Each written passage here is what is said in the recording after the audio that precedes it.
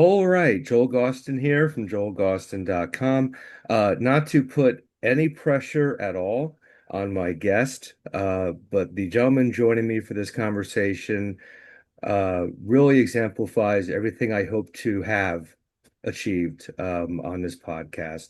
He's somebody who's an artist, a very creative mind, has some fantastic insights into the world and perspectives I've always appreciated. And I've wanted to have him on for a while, and our stars have finally aligned. So it's with great pleasure I welcome from my favorite city of Chicago, Mr. Jim Marcus. Jim, great to Sure. see you, man. It's good to see you. What's going on? Same old same. You know how it is in this world. Indeed. Actually, nothing is the same old same these days. But I appreciate you coming on. For the viewer who may be new to Jim, Jim's a longtime musician, first of all, a veteran of bands including Die Warsaw, GoFight, and Pigface, which is how Jim and I first met many, many years ago. You're also a graphic designer, a visual artist, political commentator, political activist, we'll say. And you're also an author, which is why, the main reason why I decided to have us connect finally for a conversation.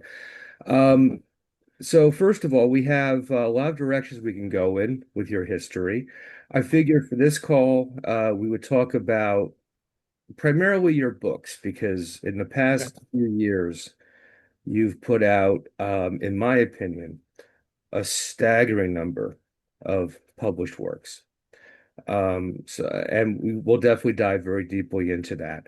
But first and foremost, you have a series of books out, and how this came to be a conversation point between us was you were kind enough to reach out to me not too long ago and say, "Hey, do you want to trade books?" I'm like, "Yeah, absolutely, no question."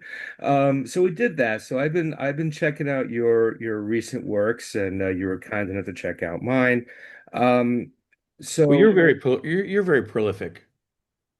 You are. You're doing a huge amount of writing all the time.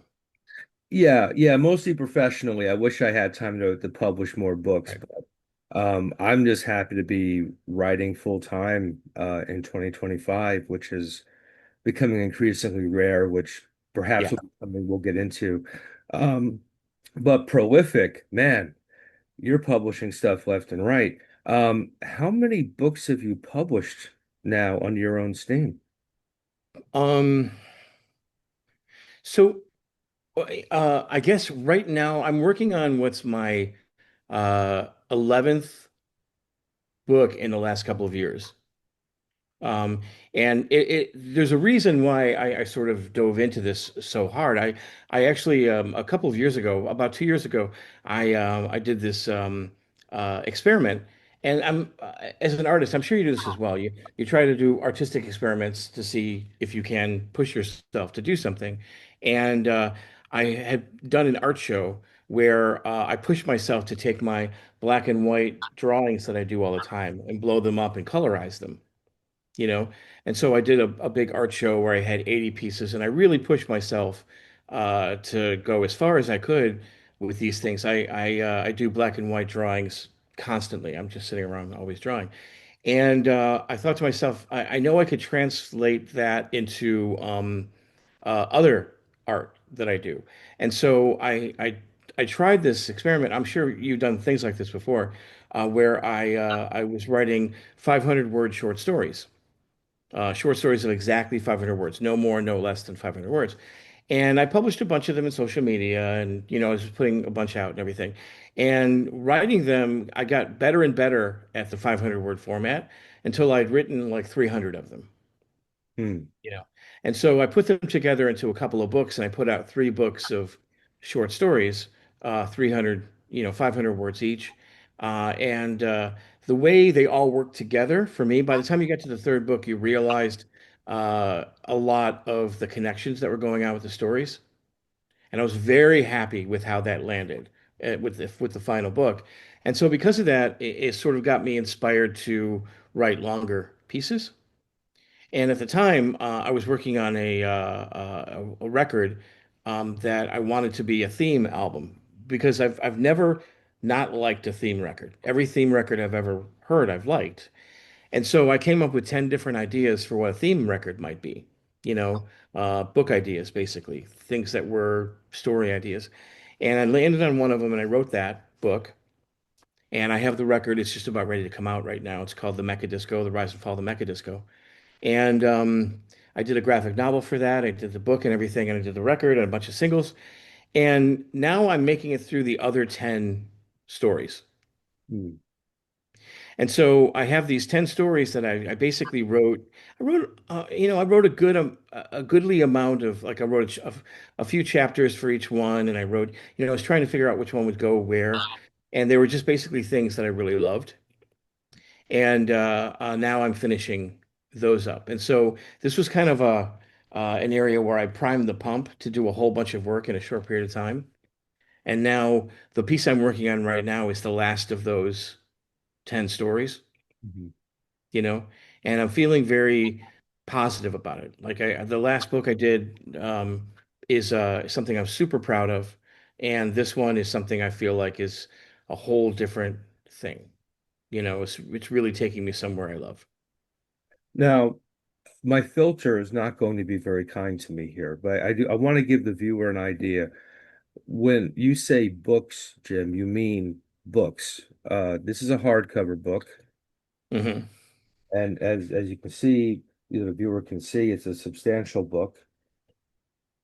And you sent me a second one as well, and it's a soft cover, but that's also, a fair amount of work represented in just these two books alone.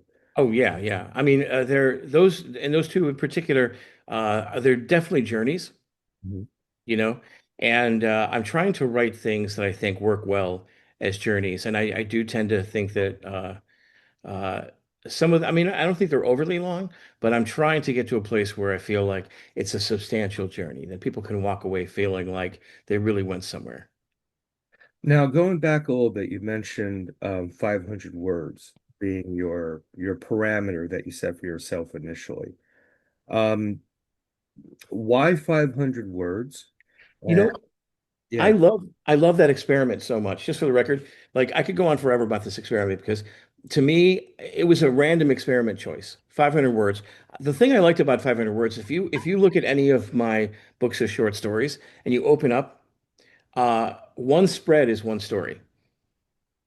And I chose 500 words because it's basically the right and the left side of the page, and then you turn the page, it's a different story. You know, there's something really compelling about that to me. It's like you see the whole story right in front of you. Mhm. You turn the page, it's a different story, right? And 500 is a good multiple. I'm not sure what other writers do, but I tend to do this thing. Like when I wrote the book Ketamine Rush, you know, and in it, every chapter is a certain, God, I think every chapter in that is 5,000 words, right? But I made a point to myself that there'd be a rhythm to it, like you could a visible rhythm that you could feel. So every 1,000 words, something weird has to happen.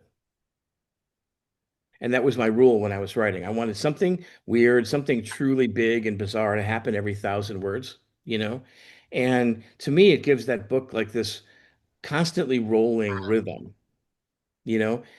I think doing this 500 word experiment kind of put me in a place where I can feel what multiples of 500 words feel like.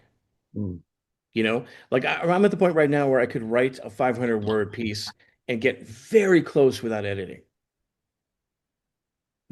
Like without looking at the word count or anything like that, I get very, very close.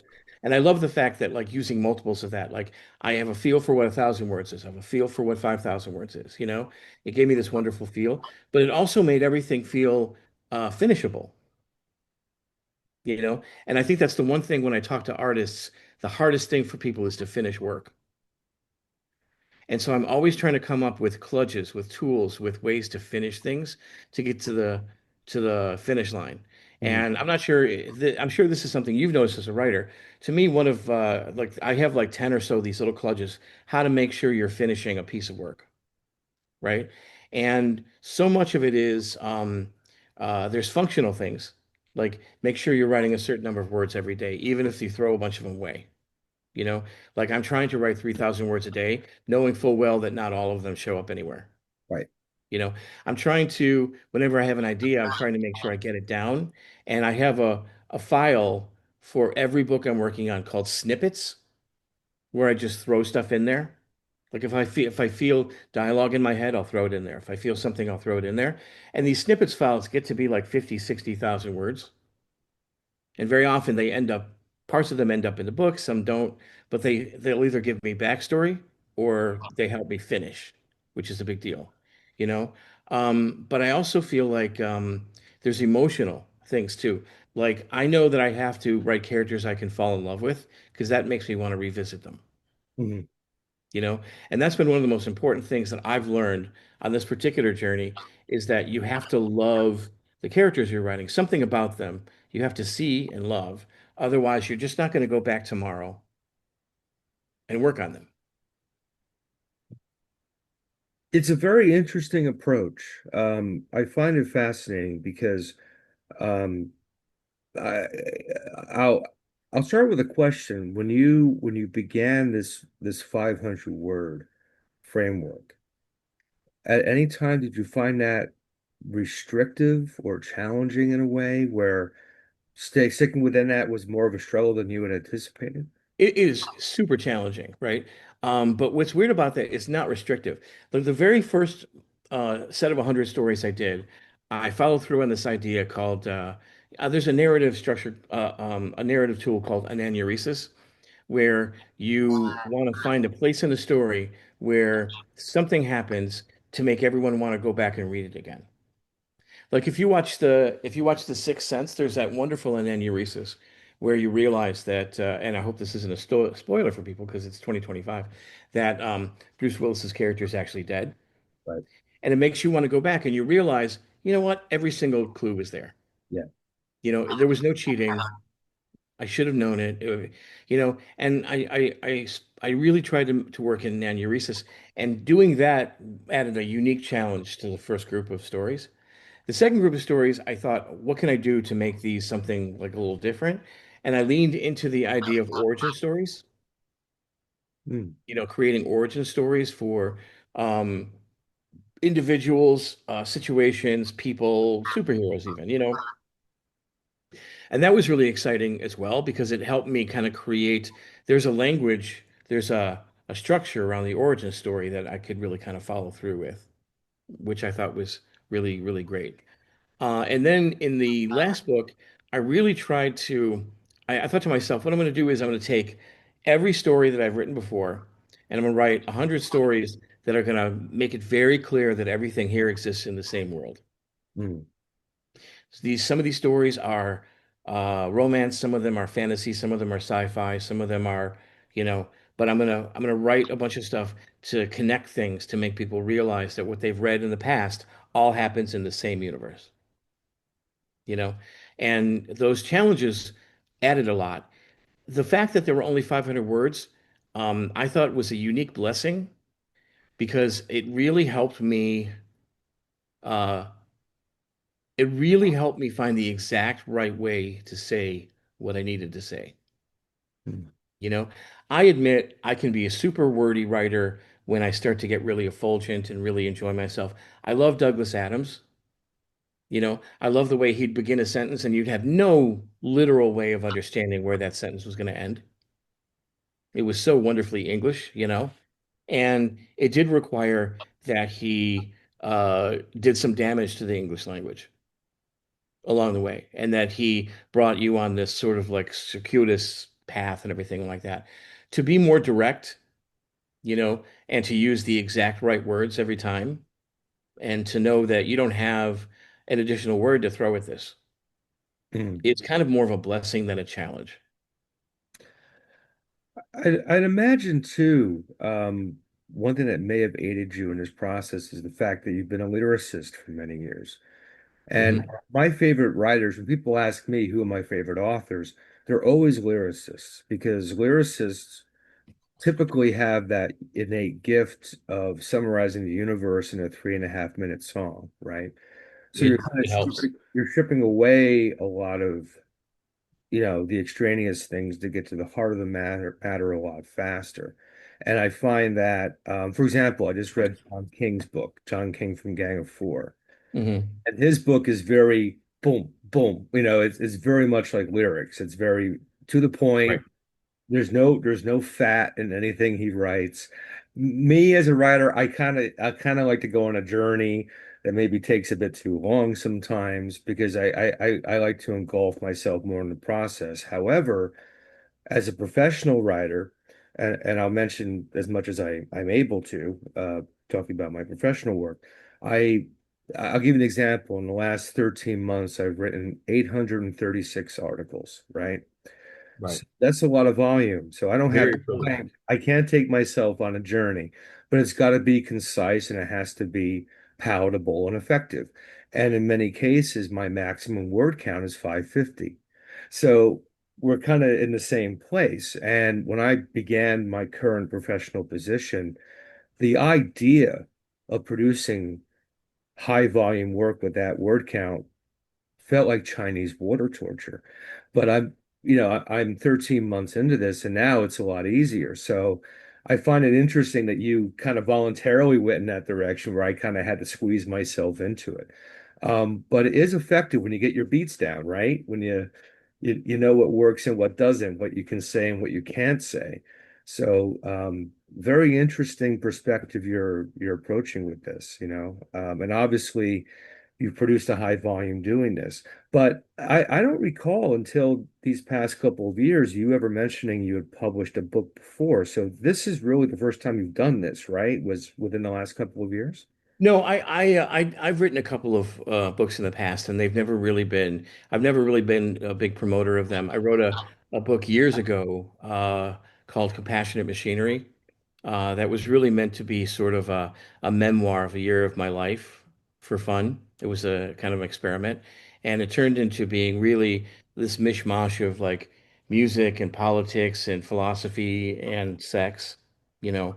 And I still really like it a lot, you know. But it is a mess of a book, and it's really when people read it, they're like, that was a very dense and very, it was an interesting sort of like trail to get from the beginning to the end of that, And I've written a number of other things, and I've written for magazines, and I've written short stories, and I just finished a short story for Michael Allen Rose's new compilation of called Motel 6, where he had people write about different rooms in this motel that he'd invented, and it was really fun.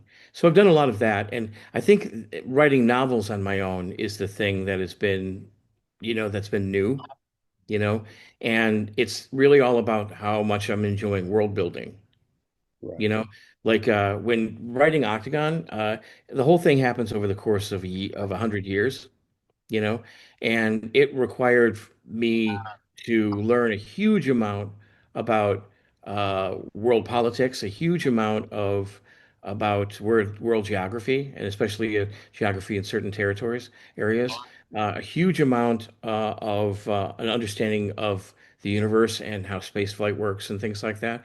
Um, and the research has been some of the most exciting stuff. I wrote this book called Ketamine Rush, which was about uh, a time traveler who was trapped in our time, who her time travel tools didn't work, and she had to figure out a new way to move through time using drugs and sex.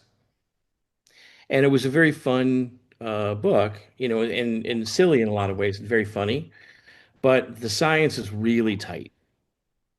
And the research on the science was interesting because I had read three or four books from various real world time travel experts. And I landed on this book, a very, very dense book from a doctor, a PhD scientist who teaches at University of Connecticut named Ron Mallett, where he wrote about this model for time travel that used light to replace gravity in the context of folding space-time, you know? And I based my method on his, and then used him as a character in the book.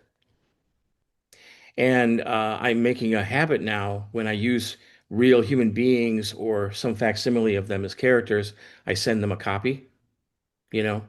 And it's kind of fun to get responses back from people where they're like, "Hey, that was fun." You know, he's looking for funding, so no amount of publicity is going to hurt right now. Mm.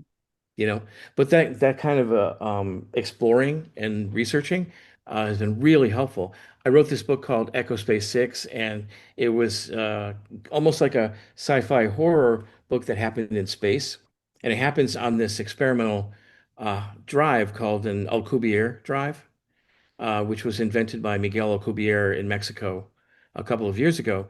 And since I wrote that, he's really added a huge amount of research to his initial theories, and it looks like it's a really promising direction for warp drive technology.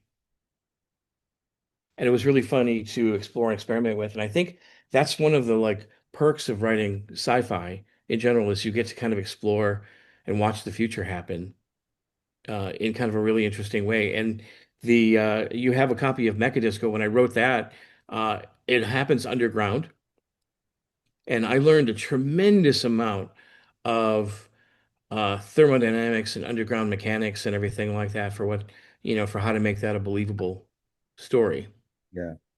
you know. And that happens over a period of time as well. And so it was really interesting kind of tracking all of that. And I'm not sure, I'm sure you're right now, your head is full of all sorts of stuff from all the articles that you write, where, researching these things has brought you to places you never thought you'd go. Yeah. Yeah. Oh, yeah. Yeah. Even if it's, a small part of what I do is putting together very, very digestible human interest stories like, why do we have eyebrows? Or Right. what's the science behind daily affirmations? What part of our brains are impacted through daily affirmations? Little things like that. And yeah, Mhm. there's a lot of interesting things that we don't even think about. For example, there was a study in Massachusetts where they took a picture of Richard Nixon, who has very prominent, very characteristic thick eyebrows, right? And they photoshopped him off and blew up a poster, and they had the research participants come in and say, "Well, who is that?" And they couldn't figure out who it was Right. because eyebrows are tied in with facial recognition, right? Oh yeah. That's the cool part of the gig. As a writer in my own creative space, I've never approached science fiction. I find it very interesting. My body of work so far has been very much rooted on the ground, But I have family members who we talked about earlier, including my dad, Hmm. who writes science fiction, So it's an interesting genre that I've yet to explore and perhaps will someday. But to give the viewer more of an inside view into what they might expect from one of your books, these are all predominantly science fiction based novels. Is that correct? Well, Or, I or I the thing I love about science fiction, it gives you people hopefully realize now that science fiction is really about now. It's about what's happening now and creating, asking a what if question, like what if? And that what if is supposed to be a very pointed question. Every good science fiction book lets you walk away with a mandate. Like, here's something I can do. I should do this. We should do this. We should move in this direction. We should, not do this. We should think about that. Every good sci-fi book lets you examine something, a question, and walk away from it.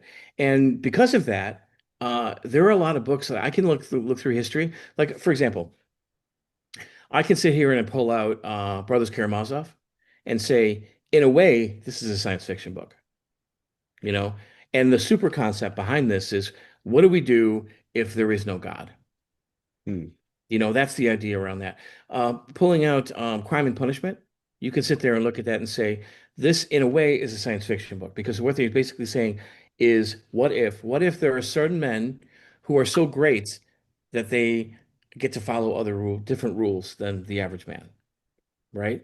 They're all what if books. And I think the interesting thing about science fiction is when you work in it, it's really called speculative fiction. And I think that speculative fiction is closer to where my head's at because it's not always about science. Sometimes it's about asking one simple question. And yeah, we tend to play around with science as the visual representation of what that speculation actually looks like. But speculative fiction is really all about like what if, and that can be triggered in so many different ways. I had recently uh, explored a series of white papers talking about how the Y chromosome is disappearing, you know, and that if men are going to be prevalent anymore, that the chromosome, the SRY gene needs to move to a different chromosome, or something else has to happen, or there needs to be a different method of creating maleness or femaleness, right? And it just thinking about that for long enough pushed me to write this book called Zoesis, you know, and it starts in a very small place with a person who realizes that she has a mutation where every time she has sex with someone, they change gender to become biologically female, Mhm. you know, and then she starts to examine why that's actually happening. It turns to a much, much larger issue, you know. But that's, I think, the guarantee of speculative fiction is always that, which is one tiny what if can lead to a whole new universe, Right. you know? And that's what's so exciting about the speculative part of speculative fiction. Just this idea that, like, yeah, you want to ask a question about change, this is the way to do it. Yeah. Yeah, and what's important, you mentioned earlier about writing every day, and having Mhm. a benchmark. And that's the biggest stumbling block for a lot of, new writers, I would describe. People would say, you know, how do I write a book? Well, you just kind of write one, I mean that, you know, Yeah, you write every day, And I think that a lot of people don't realize this. You're like a musician and a writer, stuff like that. This is something that you probably figured out a million years ago. When you wake up in the morning and you don't feel inspired, you have to do something so that the version of you that is inspired in 20 minutes or an hour or tomorrow has a landing pad, has a place to launch from, right? And so, for example, when you're a musician, what that sometimes means is I go into the studio. If I'm not feeling inspired, now I'm just making sounds, or I'm just setting up templates for songs, or I'm just, doodling or playing around, but I'm doing it. If I don't feel inspired when I'm writing, I'll sit there and I'll start writing little bits and pieces of dialogue or little bits and pieces of this, or I'll describe rooms. Like describing the room I'm in at any one time has always led to some sort of realization about how things work. And what's interesting about this is like you had talked about the lyricist instinct. The thing I think about the lyricist instinct, it's really um, about effective use of time. So, what I've noticed about verses of a song, they land somewhere. mm, They fly around, but they land somewhere. And so, the effective use of time is how many times have you done this when you're writing lyrics? You have like a rhyming couplet, and you hold on to the more interesting, like, pair in that couplet to use it at the end. mm, You know, it's about landing somewhere. It's about, moving around and going somewhere and landing somewhere. And we almost always do that. We've got like all these different rhyming couplets that happen throughout a lyric. And it's way more interesting if we bring the simple word first and then the more complicated word. You're like, well, I guess that does work. That does rhyme with that. You know, in every case, it's more interesting that way. And so we find ourselves holding on to the more interesting rhyming couplets so we can throw it later. It's really all about building that pathway and it's about building that road through time. And so you start to do that. Like I'll describe the room, and where I land in describing the room is the place that will tell you so much. yeah, Like let's say, for example, you're writing about a psychiatrist's office, and you describe this very classy, beautiful office, and you land on this one kid's drawing as the last thing you talk about, because that tells you something so important about this psychiatrist. And you've gone through this entire journey of this very classy wooden, office with certificates everywhere and everything. And you land on this one hand-drawn children's drawing as being the thing to watch out for and remember. right. Yeah. You know, you played that lyrical game of working with time to land in a certain place. Right. Right. Well, I mean, I've always, I'm a drummer too, so I consider writing like drumming.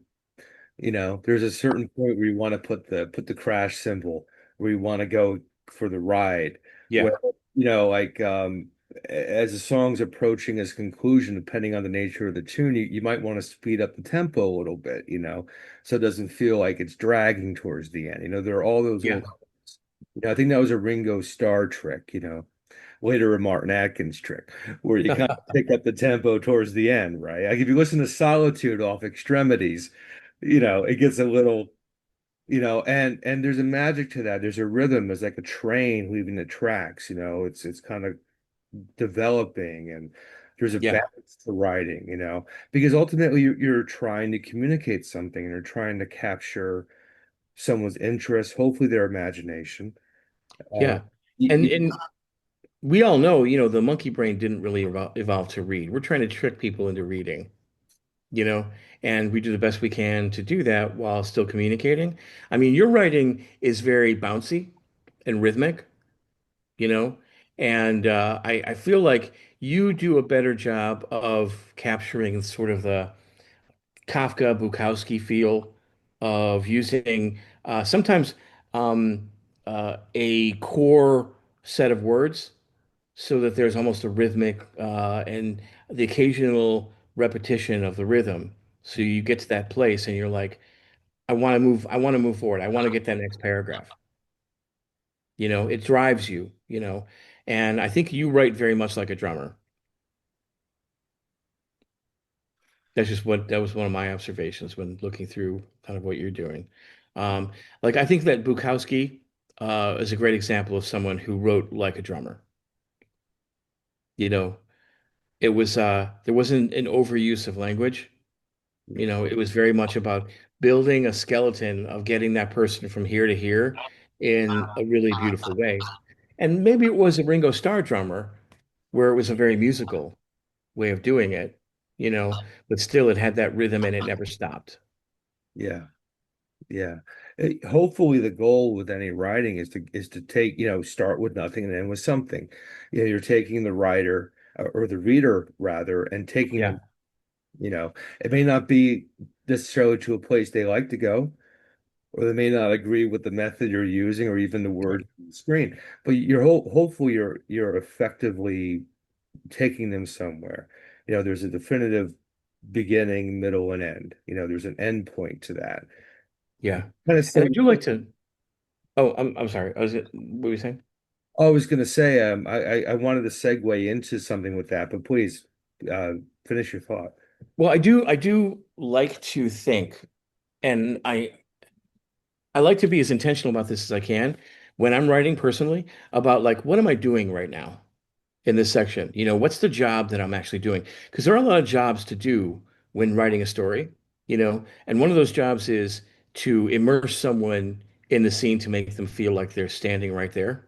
Mm, You know, one of the jobs is to get them to understand people in terms of their relationship and interaction with other people through dialogue. One of the jobs is to inspire people and to get them to think about things in a slightly different way than they would have thought about that otherwise.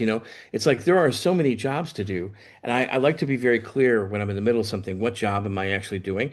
Sometimes, like, there's a couple of times, like during Octagon's a great example, where the job is just to sink into the hedonism and the freedom that the space was like kind of creating for people. And there's times where that's the goal in this particular passage is to let people just fall into the sense of freedom that's created by this entire environment, and allow them to put themselves there and to feel uh, how they would feel if they were there, mm, you know.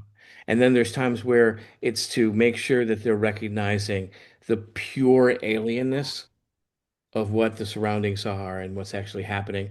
And then times where you want people to like walk away understanding the implications of what's potentially happening here, you know? and what that actually means in the long term.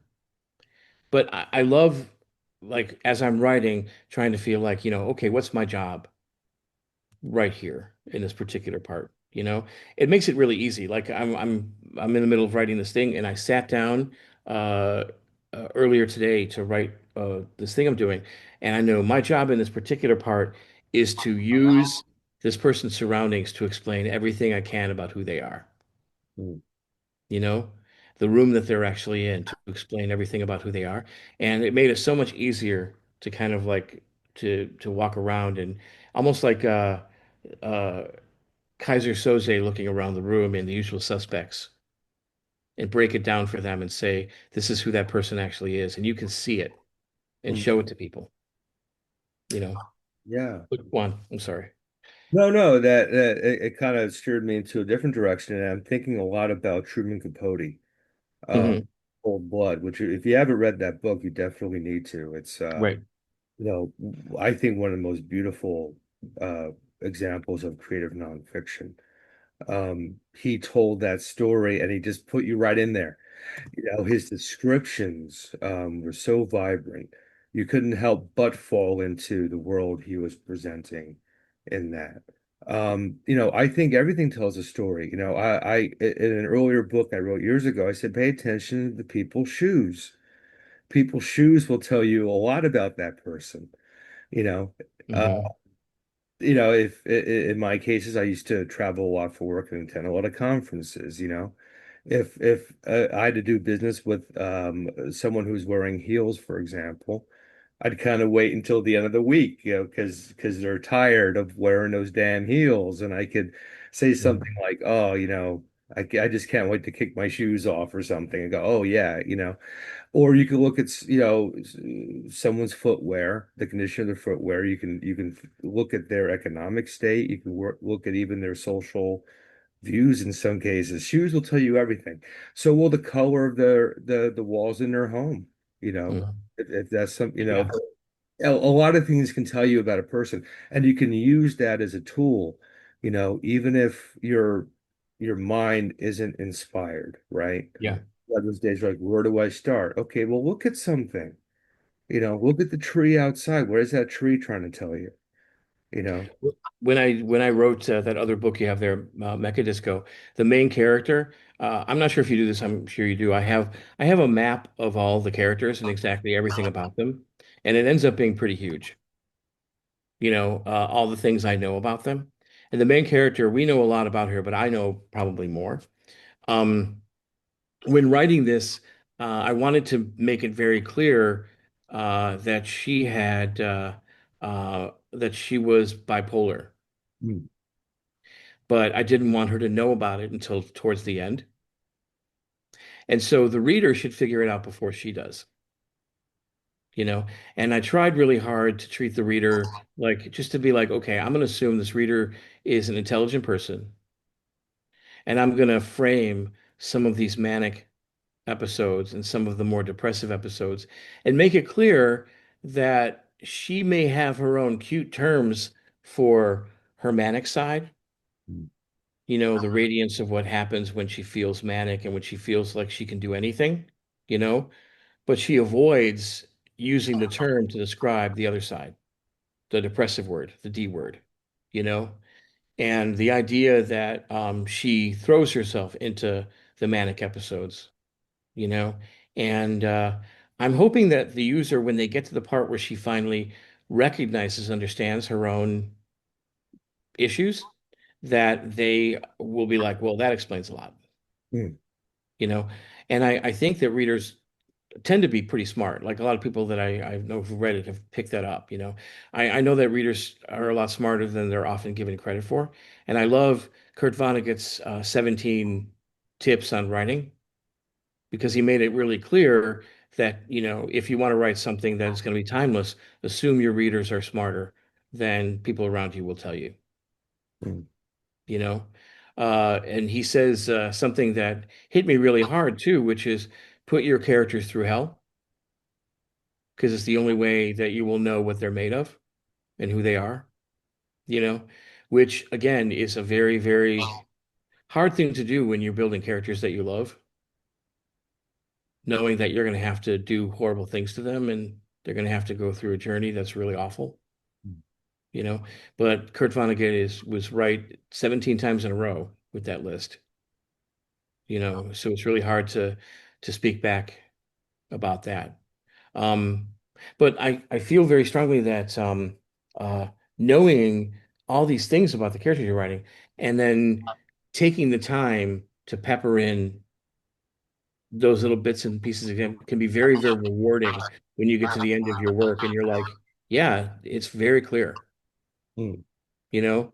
Like I'm working on a book right now where one of the main characters has disassociative episodes that they don't recognize as being disassociative episodes, but I think eventually the reader will recognize them, Mm. you know? Um, in this book, a lot of people are finding different characteristics of themselves amplified, and I'm not beating people over the head with what those characteristics actually are. They should be able to pick up on them. You know, like when Salman Rushdie wrote Satanic Verses, and he has two main characters beginning. One was infused with angelic energy, the other one with demonic energy. I don't think he beat people over the head with how those changes impacted them. He let them feel it, and in his you know, to his credit, the demonic energies weren't always bad. The angelic ones weren't always good, you know, but they were clearly demonic and angelic, Mm. you know. And I thought that was really an effective way of treating the audience like they're smart and bringing them along to something that was really wonderful and resolved in a wonderful way. Now, I am wondering, and I said before we started recording, when I have an author on, I really try not to reveal too much of the store. The guests can certainly say whatever they want about their work, but Mm, I try to kind of keep it enough to hopefully entice a viewer to go check out the book. For example, I had Melissa Mazzaros on a couple weeks ago. Fantastic author. You'd love her. Uh, mm. I got to make sure you check her out. Um, Having said that, as you're developing these stories and having them be somewhat, interconnected or very interconnected at some point, is there a particular worldview you're hoping to present, um, or for want of a better word, an overriding message to these themes that you would like to see the reader understand and appreciate and embrace? Absolutely. Every single book I've ever written has been to express a worldview that has a mandate at the end of it. And that mandate is something that I hope is very clear at the end of the books. Um, and I'm very happy that I wrote this book. I wrote this book called Pangelicum, which is just about how the original God steps down and appoints a new God, and she has no idea what's going on. And she has all these other angels that are new, and they don't know what's going on either. And they're supposed to solve this crisis across the world, and they just don't even know what they're capable of or what's going on. And there's a message at the end of it that I think is really, really powerful, you know? Um, and I'm really happy that the people who've read it have walked away getting that message, you know? The same thing with Ketamine Rush, which I think is in a lot of ways, a very silly, fun, playful book, you know? But there's a super important point to be had at the end of it. When you realize how they make time travel work and what they have to do to do it, it does say something about the universe that I think is really important. And I would be very happy if people walked away thinking um, that they got from me. Hmm. You know, the same thing with Octagon, the same thing with MekaDisko. Um, the ending of MekaDisko, in a lot of ways, was driven by this book called the Airship Chronicles by it's a Native American book by Native American authors. And it talks about how right now, this moment is for Native American peoples and for First Nations people, this is the apocalypse right now. And so Native American literature at this current moment in history is primarily apocalyptic, describing what happens in the apocalypse. The end of the Airship Chronicles, uh, it makes it very clear that the authors of the book and the people who are immersed in Native American cultures don't expect their ancestors to look like them. They hope that they carry some of their ideas with them. And to me, that is a very powerful expression of airship, the idea of inheritance, you know, one of the most powerful expressions, and it's a liberating one, where we escape this, coil of expectation that we're going to have children and grandchildren and great grandchildren that look like us, that are biological, and that, these people will be white, and these people will be, Chinese, and these people, and our expectation and the value of that expectation is that they'll carry with them ideas. And so because of that, we need to have ideas that are powerful enough to survive the generations. Like that's a very important idea to me. And I hope when people walk away from that book that they carry that idea with them. I'd be very happy if they attributed it to me when they walked away, but I'd be just as happy if they walked away thinking it, Yeah. you know? So yeah, I think I'm not sure. I may not have spoken to enough writers to know how many expect a foundational change in how people look at the universe based on reading one of their books. And maybe it's the most egoistic thing of all time, but like I do feel like there are foundational issues that I would like people to walk away from with any of my books. Mm. And I know what they are. Yeah. Yeah. Well, as I said before we started, I'm still diving into the work you sent me. Uh, Hmm. to make a very long story short, being a journalist the last couple weeks in America has been rather time consuming, as you would imagine. And I haven't been in the headspace to really dive in, for Yeah. various reasons. But I have been getting into it, and I'm really enjoying it so far. I will say to the reader, perhaps this is implicit, but there are certainly moments where, you mentioned some of the sexual elements of your work. It's very visceral at times.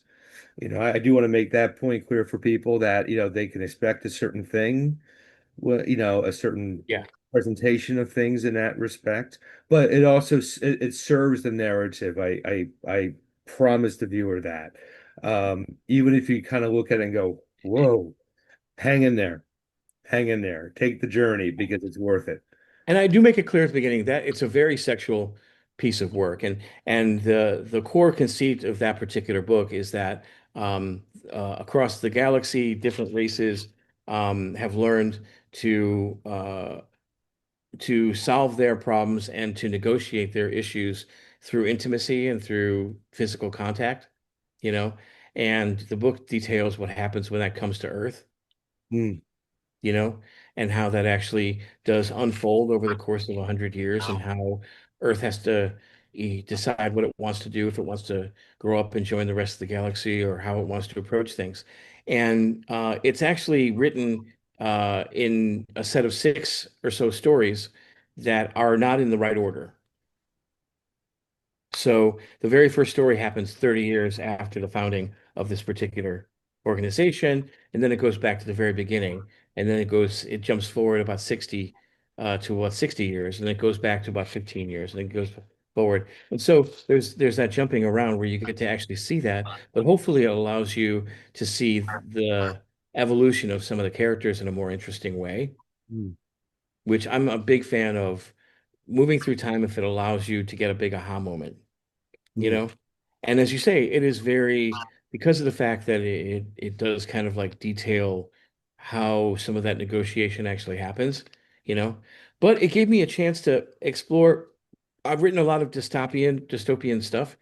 It actually gave me a chance to explore uh almost accidentally what I consider to be sort of a utopia, because I thought to myself, okay, what would happen with this group of people who got together whose core philosophies involve acceptance and intimacy and mediation and navigation through problems through communication. Um, over the course of a period of time, if you put them all together, what would happen to these people? And it kind of wrote itself after that. You know, these are things that I find really kind of fascinating. Once you uh, kind of create people who are committed to the idea of mediation and negotiation, what does that actually say about how they're going to handle the problems that pop up over the course of the next 100 years? And to me, that was fascinating. So much of it was just, I knew who the characters were, and it kind of wrote itself. Hmm. More than any other book I've ever written, that one was really complicit in its own writing because once I knew who the characters were, and there's one character in particular who begins the entire journey as an intern at an embassy, you know, and ends up, pretty much nearly running the entire operation. And you see her moral and ethical and physical journey throughout the course of this entire thing. Coming from a very, very Muslim background, a very, I'm sorry, a very traditional background, in England, and eventually at the end becoming a citizen of a world that she possibly couldn't have imagined when she was younger, Hmm. you know? And in so many ways, like through her eyes, you can kind of like feel the entire movement of what's happened. Yeah. Well, I can tell you, I've always felt one of the coolest gifts you can give a person is a book, you know. Yeah. And I'm reading yours and I'm thinking, oh, my friend, she would have loved this. Hmm. So and so would really get something out of this. So as I'm going through it already, I'm thinking, who can I gift this to? Yeah. And I give all books away. I mean, it's just I want to share this with people in my life who I know, including some people you recently read about in my book, who I know would absolutely get this, you know. That's awesome. Do you Yeah. do can you think of the most gifted book what's the one book you've given to the most people? Ooh. Ooh. That's a good question because it's been so varied. Um, hmm.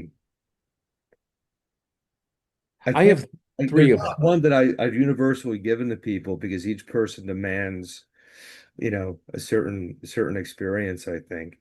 Um, there are some books I've given away to people, a lot of Bukowski, you know. Um, My guess is that you like Bukowski, definitely. There's an animal sort of like vibrancy to his work that seems like I think that it would appeal to you, I would feel. I've always kind of seen him as the way I would see someone like Paul Westerberg, you Right, know, who's the guy, drunk at the wedding, falling down, who's actually madly in love with the bride, you know. right. The fuck up, the class clown. Yeah. But Uh, his story of the wedding is the only one you really want to hear. hmm. He's the fuck up, he's falling down, he's drunk at the wedding, but you know that his story of this wedding is going to be the one. Right, right. You Yeah. kind of, I think writing anything, and I know you understand, you put your characters through hell. In some ways, you have to put yourself through hell too. Yeah. Sometimes quite literally, because you have to find the raw ingredients to make the stew, right? Uh, Hmm. Sometimes if you want to, there's a certain darkness or a certain emotion you want to represent well, you kind of have to go through it, you know. Yeah. Sort of like the method acting approach. You kind of want to be involved in something. Sometimes I write a lot of nonfiction, a lot of autobiographical or just hard news type things where the situation is what I'm writing about. But I have a friend who's an author as well, and I wouldn't advise this to people watching at home. But I think Jim will understand. This young lady. decided for basically a year to kind of put herself through the ringer to see what, see what she would learn and what the material would present itself to be. And I said, well, I would be very happy to help you along in that journey. And she ended up creating very visceral, very beautifully expressive work as a result of it. Um, I wouldn't recommend it. You Oh know, no, no, no. there are certain truths that you find only in certain situations, and you kind of have to be willing to put yourself out there. Oh, And like 20 years ago, my friend Rhonda, she wrote an article where she went to work at a brothel for a week, Mhm. you know, and that article, she won a bunch of awards from it, you know, and it was picked up by a couple different magazines, and it was really fascinating because she had never done any sex work. And the idea was to go and to work for a week and to see how it felt and like how she interacted with it and everything and to talk about the goods and the bads and everything like that. And it was really, I think people are drawn to other people putting themselves into experiences and letting go a little bit. They want to see what happens. I think part of it too is anybody who's, as I would call it, blessed slash cursed, to be able to string a bunch of coherent words together, has that obligation to tell the truth and has that Mhm. obligation to seek something and be willing to fall flat on your face, perhaps Yeah. if necessary. Be the Yeah. person who, when we were kids growing up, the nightmare of being in class in our underwear, be the person in your underwear in the classroom. Dare to completely fuck up because you're reaching for something, sometimes in real time. And I wish people, particularly in social media, had the patience with others sometimes to let thoughts develop and grow because everything is so instant gratification and instant and instant and instant. No, you need time to put Yeah. yourself through the grinding. You got to put the work in. And then, that's why I always say when I see somebody who writes something, I'm like, eek. I'm like, oh, we'll see how they feel in 3 days. You kind of have to allow yourself Yeah. to grow in your perspectives. And I think that's lost. But anybody who's able to work with words effectively, I think has the obligation to take that risk and to not only challenge the perceptions of the audiences, but challenge themselves too. Because we're all seeking the answers, right? I mean, that's, Yeah, I think absolutely. we're writing, you know. Yeah.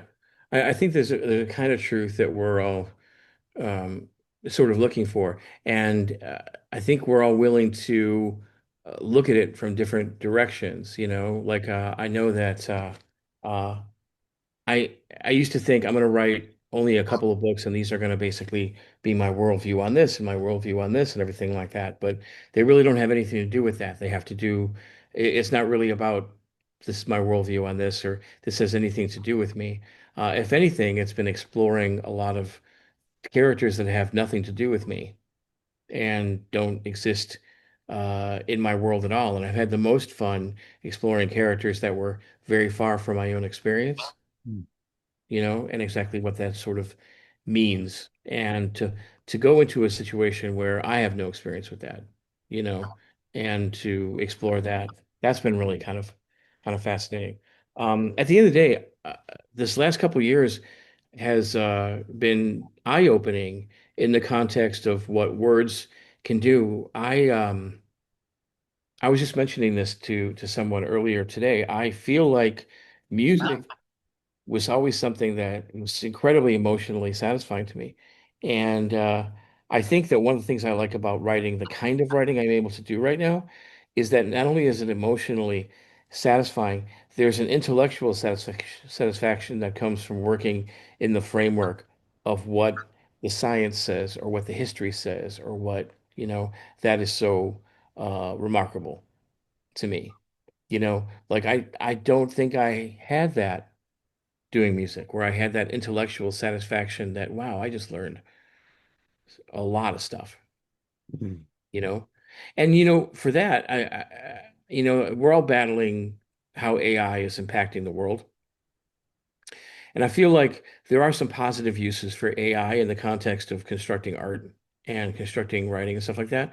And I have discovered that the use for AI that I am really enjoying is to ask it uh, if this idea has happened before, if someone's written this idea before. Mm. And I feel like it's opened the door for me to try things, knowing full well I haven't read every book in the world, you know, and to ask ChatGPT, for example, hey, has anyone written a book about this? And to hear it say no, and to say here are the closest things, and to feel like, okay, there's white space there. Mm. That's really helpful, And I don't want to be like that's the only use, but I kind of feel like that is the predominant use, creative use for that particular tool, letting you feel free not to step on other people's toes and not to retread territory that's trite or, overwalked. Right, right.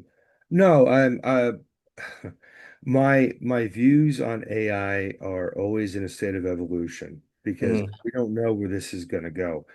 In some ways, I do feel the iceberg has been struck Hmm. in terms of people like myself, who, as of today, maybe different next week, but as of today, I make a living as a writer. Okay. Yeah. Um, I I don't have to tell you. That's pretty damn rare in 2025 because of Oh what yeah. it's been able to provide to the typical people who would have paid for professional writers a decade or two ago. Um, in the case of your particular work, your graphic design work, whether it be album covers for your own projects, or as an example, you just did our dear mutual friend Roger Ebner's new EP cover. Roger's Hmm. hello, by the way. I was texting him earlier. Oh, Uh, really? your work stands out to me a mile. I know when it's one of yours, right?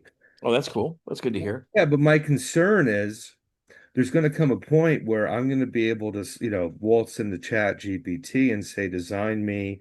I've done it myself, write me a 500 word article in the style of Joel Gausten.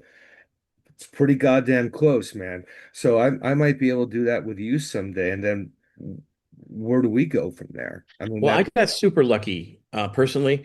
Like, and I actually just did a little uh, talk about this. Um, I am one of the lucky artists because my work is heavily sexual sometimes, very transgressive, and very highly political, very sometimes. Because of that, those are the three things that AI is doing badly right now. Mm, right now. Yeah, right now. So, I my creative output will probably be the last to be swallowed up by AI because of the fact that like I noticed that when I write, I tend to write in just in Google Docs, right? And Gemini, the new book I'm working on right now, is not overly sexual. And it is florid. It's got a whole lot of interesting, like weird stuff going on. But Gemini is pretty good at taking a look at a chapter and telling you what's going on. Like the summary through Gemini, pretty good. It's like 90% of the way there. It misses some big ideas, but it can tell you the basics of what's happening. Mm, Um, when I was writing Octagon, the summary for Gemini was useless. It had no idea what to do with any of the sex. It had no idea what to do with some of the foreign words that were taken from either alien languages or from historical human languages. It had no idea what to do with anything political in there whatsoever. And a huge amount of the transgressive type relationships were completely foreign to it. Like Gemini and AI is really bad at handling polyamorous relationships. It's really bad at handling situations where non-traditional models of interaction are in play. mm, And it's really bad at recognizing where jealousy doesn't factor into multi-partner engagements. You know, it's really bad at a lot of things. It also it looks at sex like this kind of mm, like, oh, I'm not really paying attention to what that is. And Like for example, in the Octagon, there are a list of some 20 or so different types of genitals that are had by different classifications of genitals that are had by different aliens, voyagers across the galaxy, you know, things like that. AI is just not interested in whatsoever and has nothing for you, you know. Um, and if you want to transgress certain rules of human engagement and interaction, it's also not very good for that. Its understanding of politics can be really, really weak, you know. So I find that really fascinating that there's stuff I've written, I'm sure you've seen this too, or stuff you've written, AI is able to create a summary really easily, and some things it just can't. Hmm. Yeah, You know? yeah. I would say compared to what I saw with it a year ago, specifically with ChatGPT, a year ago Mhm. it was completely useless. Now it's somewhat useful. Yeah. But my fear is I try to avoid it at all costs because in some ways it's like every time I go for input, I'm feeding the machine that will eventually devour me. Oh That's yeah.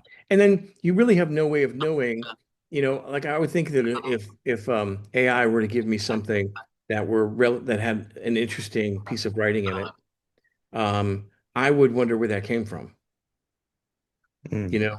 Like I would wonder where that block that was interesting actually came from, you know? And if I'm going to kind of create illusions, I don't want them to be one-offs. I want them to be something that's perpetuated later in the book as well. I want to be able to like reference some of the earlier pieces of writing later as well. I don't want to write in such a modular way that I'm doing these one-off sort of wow pieces of writing and then you have to work. I really want everything to feel gestalt, like there's a pattern to it and a point to it. One of the things that I loved about um, Pangelicum, and I'm glad that no one who's read Pangelicum has missed this. The book starts with a quote that it references at the very end. you know, and if you don't remember the quote from the beginning, you might miss the reference at the end where it actually refers to the exact same quote, you know, but it does wrap it up really nicely. Um, and again, I wouldn't ever trust AI to do things like that. I wouldn't trust AI to carry my message, the message I want to communicate, yeah.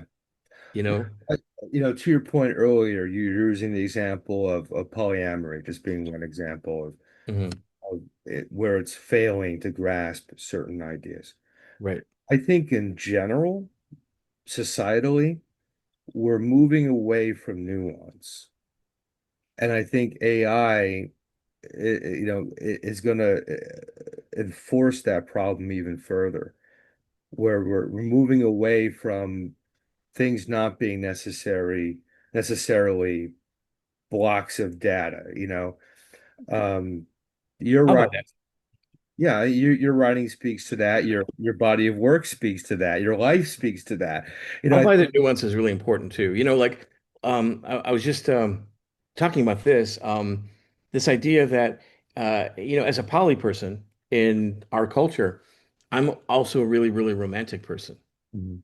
And I see virtually no representations of poly romance ever because all of the romantic illusions that I see generally with whether it's in writing or it's in some theatrical context or musical context is always about how you're the one or you're the only one or I don't see anything but you or things like that. It's always alluding to the idea that in order to love something, it has to be singular. Right, It has to be, and no one would accept that if it came uh, with the kind of love they have for their children. No one would accept the fact that, like, I have to tell my oldest that I love only them in order for that relationship to feel real, right, that my youngest two children don't matter, right. you know. But that's the version of romance that we're fed. And that version of romance is highly incompatible with polyamory or with any other kind of intense relationship that you might have along the way. And one of the great things about polyamory is the ability to not define relationships and to allow the people who are involved in that relationship to sort of explore and to make it what they want it to be. One of the greatest things I experienced participating in those myself is people on the outside saw my relationship as being somehow less. Yeah, And I certainly would never have thought of that in that terms, But because it's so like, but for most people, it's so, you know, it's difficult to, aren't, how are you really in this relationship if it's not, you know, that's nuance, and that kind of nuance can extend to any facet of life, and I think yeah. losing a grasp of that in the greater picture of things, I love gray areas, man. I love nuance. I love looking at something at every possible angle and still not being fully confident I've got the answers.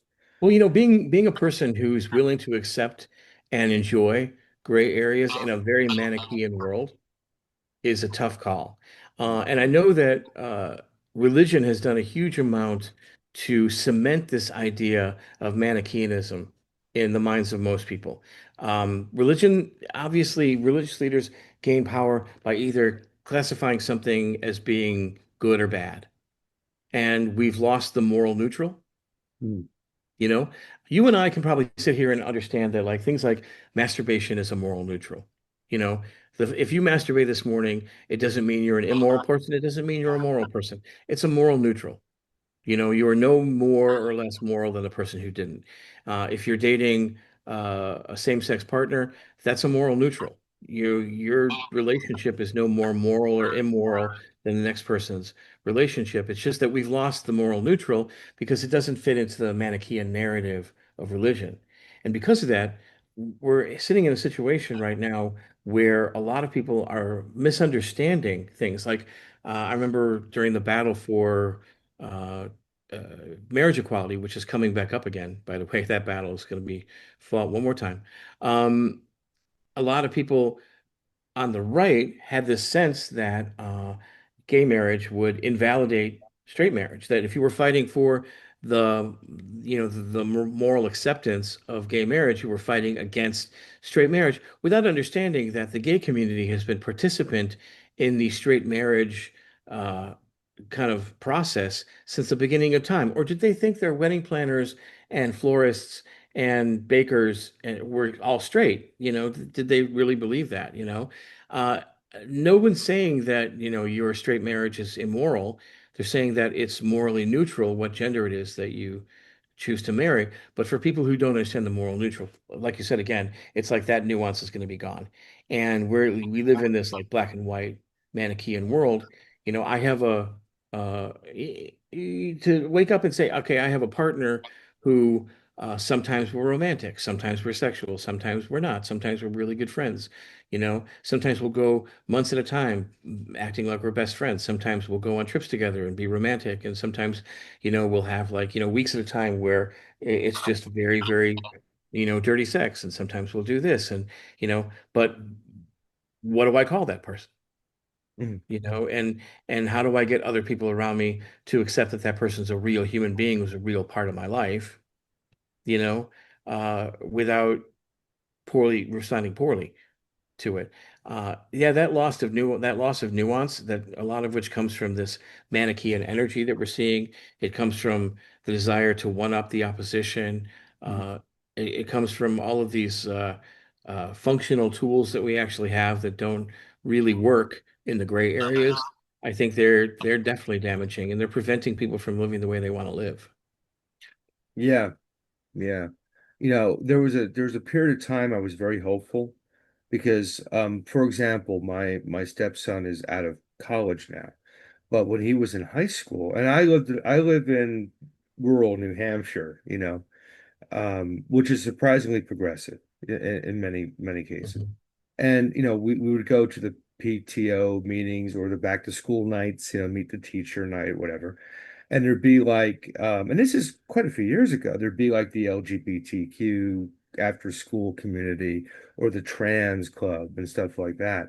And I'm thinking, well, it's wonderful because his mother and I were children of the 90s, you know. Hmm. And when you really think about it, man, I think the 90s were a massive industry, massive decade for culture. Look at what kids my age were watching: Sex in the 90s, Roseanne, The Real World. You know, the AIDS crisis was massive at that point. So we're being hit with all these things that were introducing nuance that hadn't been there before. And I thought we were the children of that mindset that would carry on to the following generation. And in some cases, that was successful. You know, and I thought the generation before mine who were still holding on to power, you know, the people I'm talking about, I figured that would be their last gasp, you know, because I'm approaching, you know, I'm approaching 50. By this state in life, people have property, you know, they own things, they pay taxes, they start thinking about community service and being more involved in that grinding. Fucking hell, I'm seeing it going backwards, man. Yeah, You know? Yeah. absolutely. That's the thing when my youngest son was younger and he was coming to terms with being queer.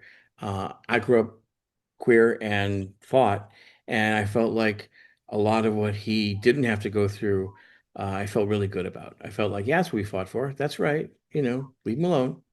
You know, that's what we fought for. And I felt good about that. And they're complicated right now, because we are sliding so far back into the past on a daily basis that it's impossible to imagine where we're going to finally pla place a foothold and stop, you know? And I'm frightened. I'm really frightened. Yeah. Well, I think it's important, God, no one's got the answers right now. You know, if these things were easily solved, they'd be solved by now. And my answer I'm trying to grasp and hold on to is I'll give you an example. When Trump was elected for his first term, I thought to myself, I don't know where this is going to go, but I know the art's going to be fantastic. You know, and here comes election day 2017, and who comes out of the gate? You with that GoFight single, you know? And I'm like, okay, cool. Like, you know, people are doing things, people are expressing themselves, and I do see that. Um, and in some instances, that's what keeps me going. And that's what maintains my optimism is that I'm seeing people like yourself. I'm seeing people, our mutual friends, doing tremendous things right now in the most inhospitable times for expression. You know, Yeah, I mean, it's wonderful that there is some art. It's wonderful that we're starting to see, who's willing to stand up and who's not. And I think that's really wonderful too. I'm hoping it's weird. As a writer, a lot of what I've written, I look at things I wrote 2 years ago that are unfortunately a little too on the ball for what's happening right now. And I feel really scared about that. You know, like in I wrote this book, 100 Ways the World Ends, and it's basically about a war between the US and Canada, you know, and it was written before there was any idea that there'd be hostility between the US and Canada, right. you know. Um, and now it just feels like it maybe is treading water that we already know about, you know. Uh, So I don't know. It's strange. You can either be the kind of person who opens up the Handmaid's Tale and looks around the world and says, Margaret Atwood didn't have a dead woman forced to give birth in this book. It was just too much to even think about. And yet there we are.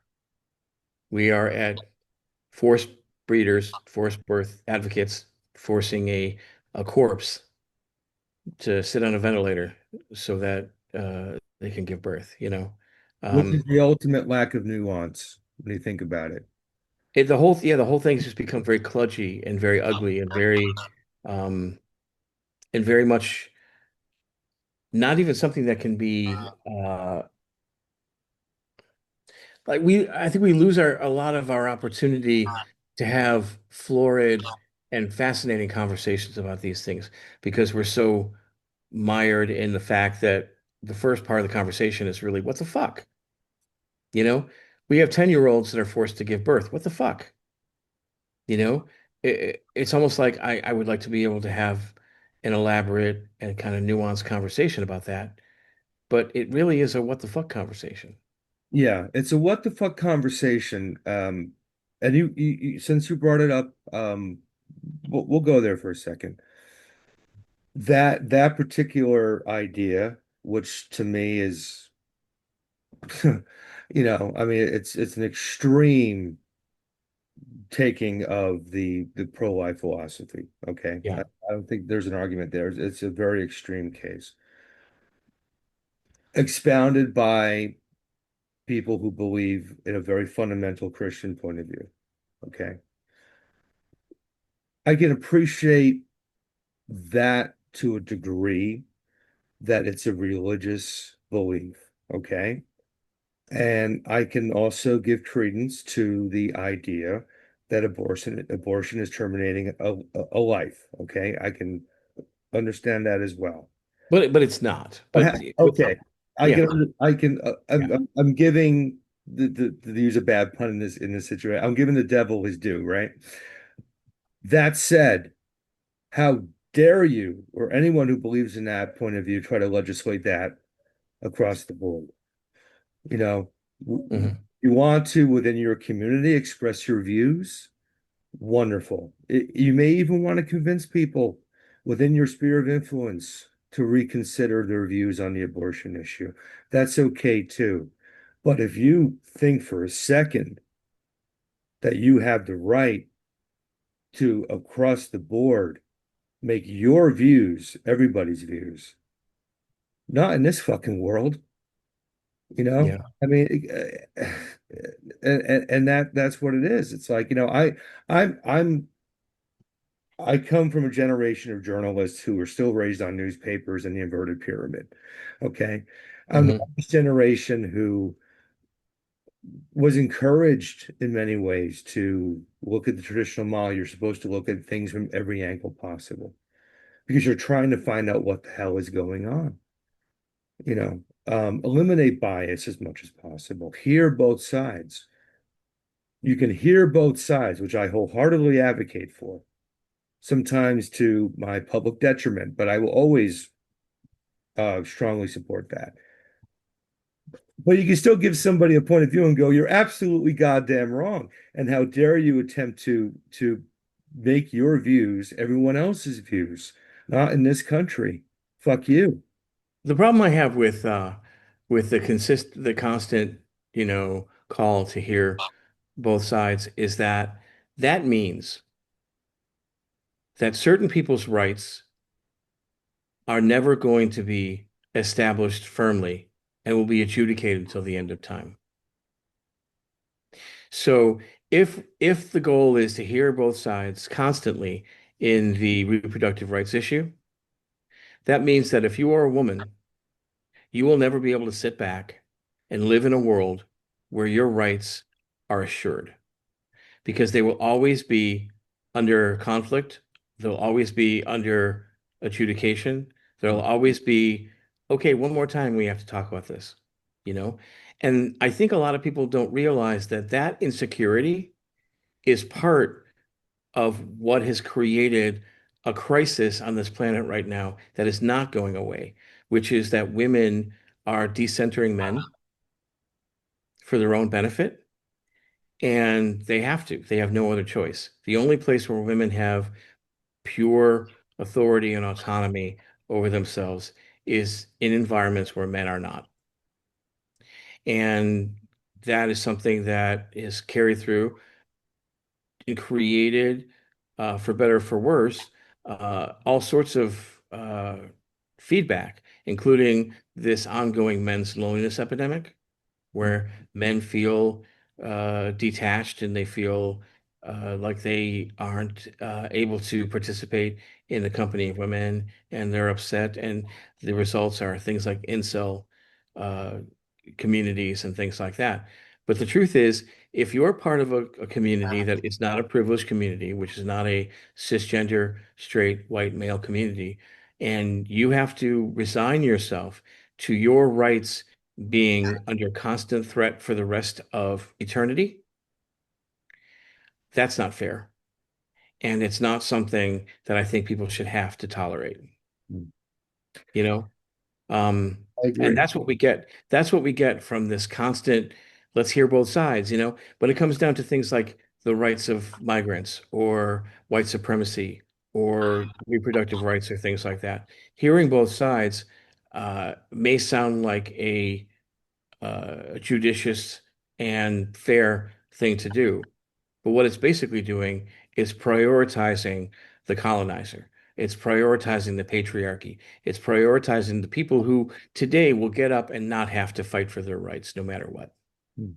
You know, like I know full well that a lot of cisgender, white, straight men wake up and they don't see it. They don't see the battle for their own agency and autonomy because they don't fight the battle for their agency and autonomy.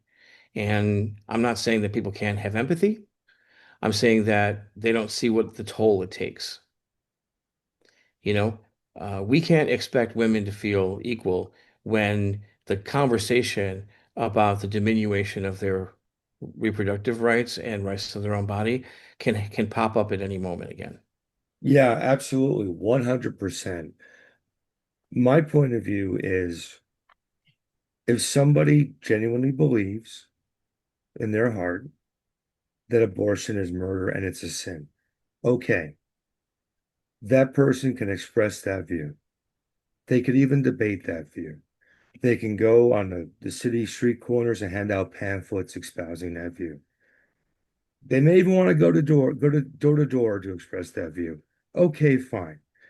You have your say, and your heart may be in the right place, maybe because you have a deep concern for unborn life. Okay, that's I can appreciate that. You can do all those things, but still recognize that you will, and you should always live in a country where your views are not the only ones. And we And have federally protected rights for a reason. If you want to convince your friends, your neighbors to reconsider, or your Facebook followers or your fans on TikTok to reconsider their views on abortion, more power to you. Good luck. But we live in a country where the overriding rights on that issue should never, ever, ever be challenged. That's my point of view. yeah, that's the thing. It's like I think a lot of people don't realize that making the law open to this constant reevaluation of the rights of minimized and people means a constant battle that removes the ability to move forward with your life in any reasonable sort of way. Uh, I used to think, man, I am so blown away by the fact that like if you go to any like anti-rape or take back the night sort of, evening, you'll see 99% of them being women, you know? And I think to myself, uh, it's the majority of women who are involved in these battles to safeguard their own rights and liberties, right? What would they be doing otherwise? Every woman here could be home doing art, writing a book, getting her MCATs. There's so many things they could be doing if they weren't battling for their own rights, uh, just to permit other people to have the chance to consistently reignite the debate over whether they should have rights at all. Yeah. It's frightening. It's absolutely frightening. I uh um I like to lean into uh characters that are diverse when I write, and that was actually one of my biggest hurdles originally writing a lot of fiction with very diverse characters, which is I'm writing characters uh, who belong to groups that I don't belong to. Hmm. And it meant that I had to keep my eyes open and pay attention and be very cautious about how I approach things. And I made a commitment to write about characters like this, whether, like, for example, if my main character is a black woman, you know, to write her story without focusing on the parts of it that I might be completely unfamiliar with. Right? So I'm not focusing and leaning into the parts of it that have to do with her particular journeys as a black person, or her particular journeys as a woman, or the even the intersectional journeys of being a black woman. I'm speaking to her experiences doing the things I am familiar with, you know? So I hope that's good enough. I'm sure you've experienced that too. A lot of writers experience that when you're speaking from the perspective of a character. The narrator, main character in this new book I'm writing is a trans man, and I'm not. And so I'm not focusing so much on his journey as a trans man. I'm focusing on his experience doing what's happening in the book as a man. Mhm. I hope that's good enough to provide presence, to provide representation, to create a framework where there's a realistic sense of diversity in the context of what's happening. I live in a pretty diverse world, and one of the things I experience when I read a lot of books is that, like, I don't see my world in there. Mhm. I'll read a lot of books where every character is white and every character is straight and every character is cisgender and every character, and none of it. It's not a political issue for me. It's an issue of verisimilitude. That doesn't look like reality to me, Mhm. you know. And there are people, I'm sure, that that's what their reality looks like, and I might not be writing for them.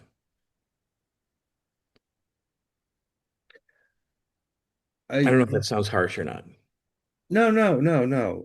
What concerns, there's a lot of things that concern me right now with things, but one thing that concerns me is um the push to silence um justifiably unpopular opinions. Okay, we'll Yeah. put, you know, very harsh opinions that are kind of shocking to hear in 2025. Stopping those from taking place through some of the means we've recently seen is a problem because if you're not engaging and hearing the others, I'm going to make the argument again for hearing the other side. If you're not having these conversations, there's no hope of convincing that person why their point of view is incorrect. The Now, problem with that is that you're basically saying that every issue that we have, every human rights issue, every civil rights issue, will remain unadjudicated throughout history. And that is disturbing to me. The idea that we might be in the 30th century having a conversation about the rights of women terrifies me. Absolutely terrifies me. At some point, we as a culture have to make some decisions about the rights of people. mhm, And if we're not going to make those decisions, and we are just going to constantly re-adjudicate these decisions and reconsider them every generation, this is not a culture that I want to be a part of. You know, if we're going to be sitting in a situation where there's going to be a Charlie Kirk 1,000 years from now in the future, calling gay people an abomination and saying that his opponents need to be given the death penalty and Nuremberg-style trials for espousing the fact that trans people are people. That's not really an environment that I'm going to be comfortable in any way whatsoever. We mhm, have to find ways to move forward in the future, and very often that has to come from settling issues that will allow groups of people to thrive. Right now, the trans community can never be expected to thrive until we find a way, some way, to finally put to rest the idea that trans people are real, that they have a right to exist, and not have to refight the battle every 10 years or every 5 years or every year. Um, that's the thing that's frightening to me is that in this drive for us to kind of create this amorphous environment where every opinion is equally valid, you know, we put ourselves in a situation where we may well never be able to advance. We may well never be able to advance from um, a medical or scientific perspective if we are going to be constantly battling the value of things like vaccines and things like that using out of date and erroneous data and allowing people to sit here and say whatever they feel like saying under the guise of valuing every single opinion. You know, uh, we're in 2025 right now, and there are the number of people who believe that the Earth is flat is increasing. Mm. It's going up. And if I were a a person who was invested in the scientific acumen of our culture, which I think I am, that would be a truly terrifying thing for me. There are so many things about the universe you can't understand if you think the Earth is flat. Right. You know, if you think that bacteria and viruses don't really exist and it's about humors in the blood, there are so many things you don't understand. If you think that evolution is not real, there are many things that you can't humanly understand about biology. If you think that people who are LGBT are faking it or, have some sort of intentional agenda where they're inventing it, there are things about humanity you can't understand. If you think that you as a male have a right to complete autonomy over your body, but women do not, there are things that you're not going to be able to understand about the universe. Those things will never be understood. They'll never happen, you know? And the people who are minimized by those opinions are never going to have a chance to stand there, take a deep breath, and live as free people. Mm. And so I know it sounds horrible to sit here and say, at a certain point, we need to stand up as a culture and say, yeah, it's wonderful that you have wonderfully backwards ideas and opinions, you know, but there's a point at which our system, if it has any intent on being just, cannot continually consider them. I find absolutely no fault in anything you've just Yeah. said. An excellent And point. it's scary. It's hard to explain that to people. It's hard to explain to people that the trans community is not just damaged by people killing trans people, which happens, it's damaged by the insecurity of growing up in a culture that tells you over and over again that you have no place in it. Right. you know, and that is done not necessarily consistently through things like regulation and legislation, although it is, but it's also done by the most cruelest of all possible emotional things, which is being forced to fight for your own right to exist. And I think that's where their allies come in, consistently. Like I find myself over and over again thinking that like I have to fight this battle for trans people because I can't let a trans person be the one sitting there fighting for their own right to exist. That's cruel. Mm. You know, that's a horribly cruel thing to do to a person. And I don't think people recognize that. They can call out how awful it was that Charlie Kirk was killed. I think it was awful that Charlie Kirk was killed. I also think that the fact that he forced people to have to defend their own right to exist was also awful, you know, and that was consistent and it was never ending. And no amount of like you and I have probably seen videos of Charlie Kirk being handed his own ass quite a few times and being told that no, there are not a surfeit of transgender shooters. No, there is not a massive amount of regret for people who's transitioned. The regret rates are actually quite low. No, young people are not being surgically altered in this country at large numbers. That's not happening. Yes, most gender affirming care goes to cisgender people. We have all seen the Charlie Kirks of the world being told those things, and yet the next day they get up and they lie. And it's very sad that he was shot, because I don't think anyone should be shot for their opinions, no matter how bad they are or how unfounded they are. But we're also in a situation right now where we can't martyr and idealize and sanitize the things that he said, because if we do that, the Groyper that actually shot him, the far right-wing person who ostensibly possibly shot him, gets exactly what he wants. You know, a push for other right-wing people to go a little more to the right. Mm. You know, that's what the Groypers are trying to do. All of Nick Fuentes' people, they're trying to scare people to move them a little bit more to the right. And I think that that's a terrifying thing too. Nothing good happened out of this, but the one of the worst things that's going to happen out of this is to ensconce a lot of really bad ideas into law. Yes, absolutely. Absolutely. Like Second, forcing universities to have statues of a man that said that gay people were an abomination. Terrible law. But I'm sorry, I didn't mean to go down that rabbit hole. no, no, no. I'm glad you did. I'm glad you did. I appreciate what you've said. Secondarily to this, I think there's another concern that I have is uh, I was going through the ACLU archives today, Hmm.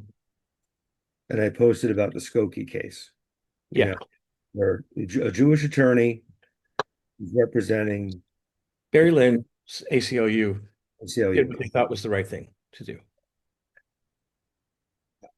I'm fearful that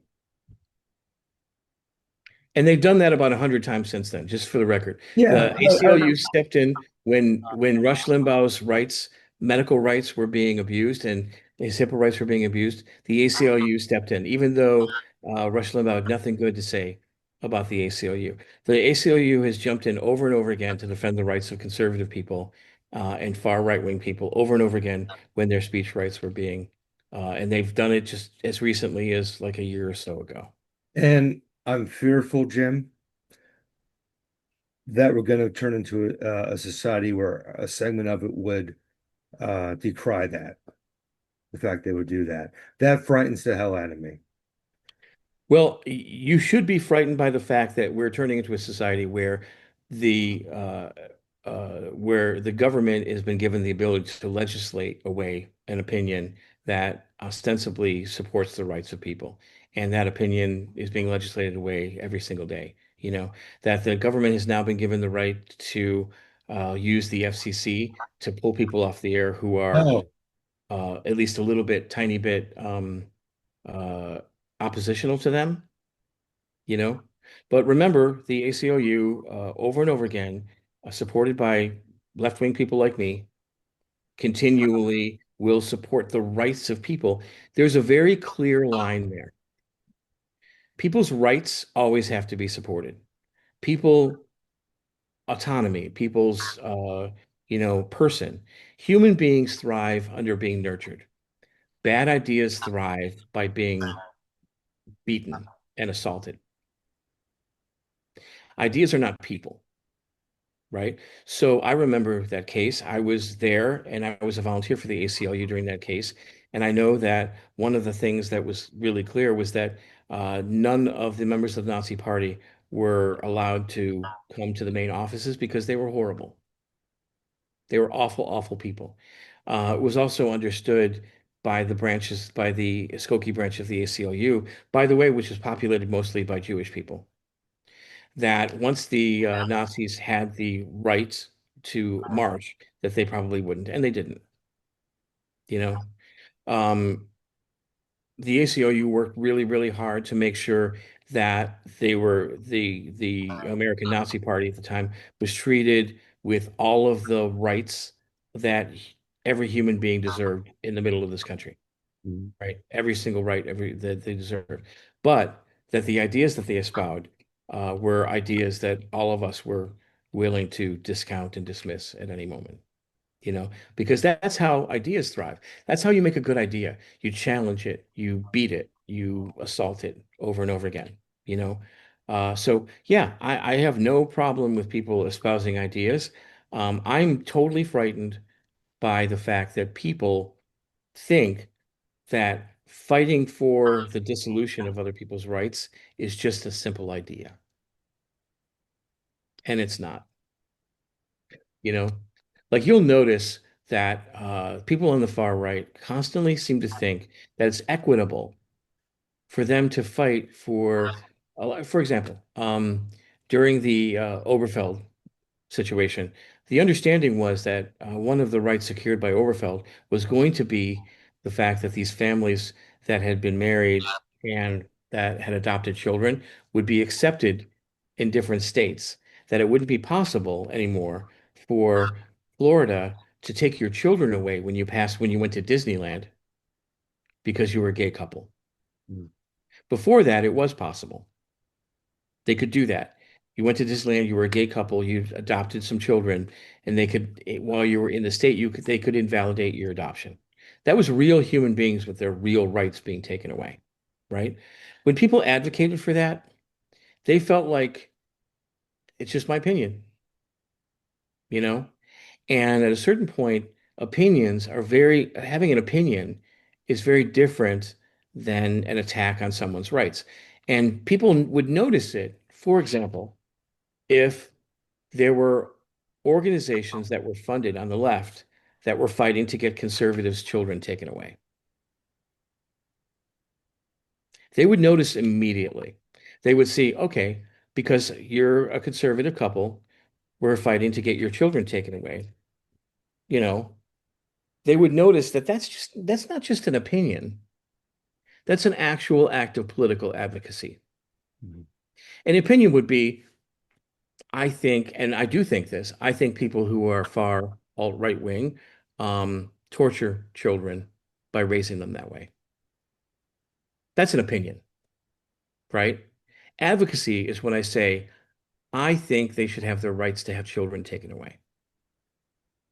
So an opinion would be, I think it's a shame that gay couples can have children, Mhm. you know?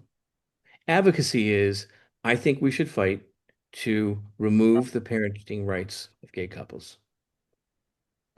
We're in a country right now that makes it really easy to miss the nuance between having an opinion that is relevant to the people around you and you're always welcome to have. You know, I don't like them gay parents. I think them gay parents is like icky. That's an opinion, I and advocacy, Mhm. which has to do with the rights of those people to do the things that contribute to their life, liberty, and pursuit of happiness, Right, right. you know, and uh, let people have their opinions whenever they want. If we're talking about advocacy, at a certain point, we have to say, no, it's not on the table that we are taking away the rights of gay people to have children. That's not on the table anymore. Right. And until we take that off the table, Mm. you know, I just don't think that that segment of the community is ever going to be able to really flourish. Yeah. We have a future to get to, and I'm frightened the fact that we're not getting much closer. It feels like we are pulling away every time we take a step forward. But I know I'm really outspoken on this, and I apologize. No, no, please, please don't apologize, Jim. I wanted to have you on this podcast for other reasons, but I'm glad we went here. I would suspect you and I agree on more things than we would disagree on. Let me ask you a question though, and I want to be careful with how I ask this, not necessarily for us, but for those who'd be viewing this video. When I brought up the ACLU example with the case, the Nazi case, and the Jewish attorney defending those people, do you think there's a risk based on some of the more reactionary emotional responses we've seen from certain elements of the left in response to the Kirk assassination? Do you see that kind of mentality from the left? looking at the ACLU going, how dare you defend these Nazis? You know, There you're were a a lot of Nazi people. There were a too. lot of people on the left who were not, who a lot of people on the left who were not happy about Barry Lyndon's decision to support the Nazis. I was an ACLU volunteer at the time, and I was split.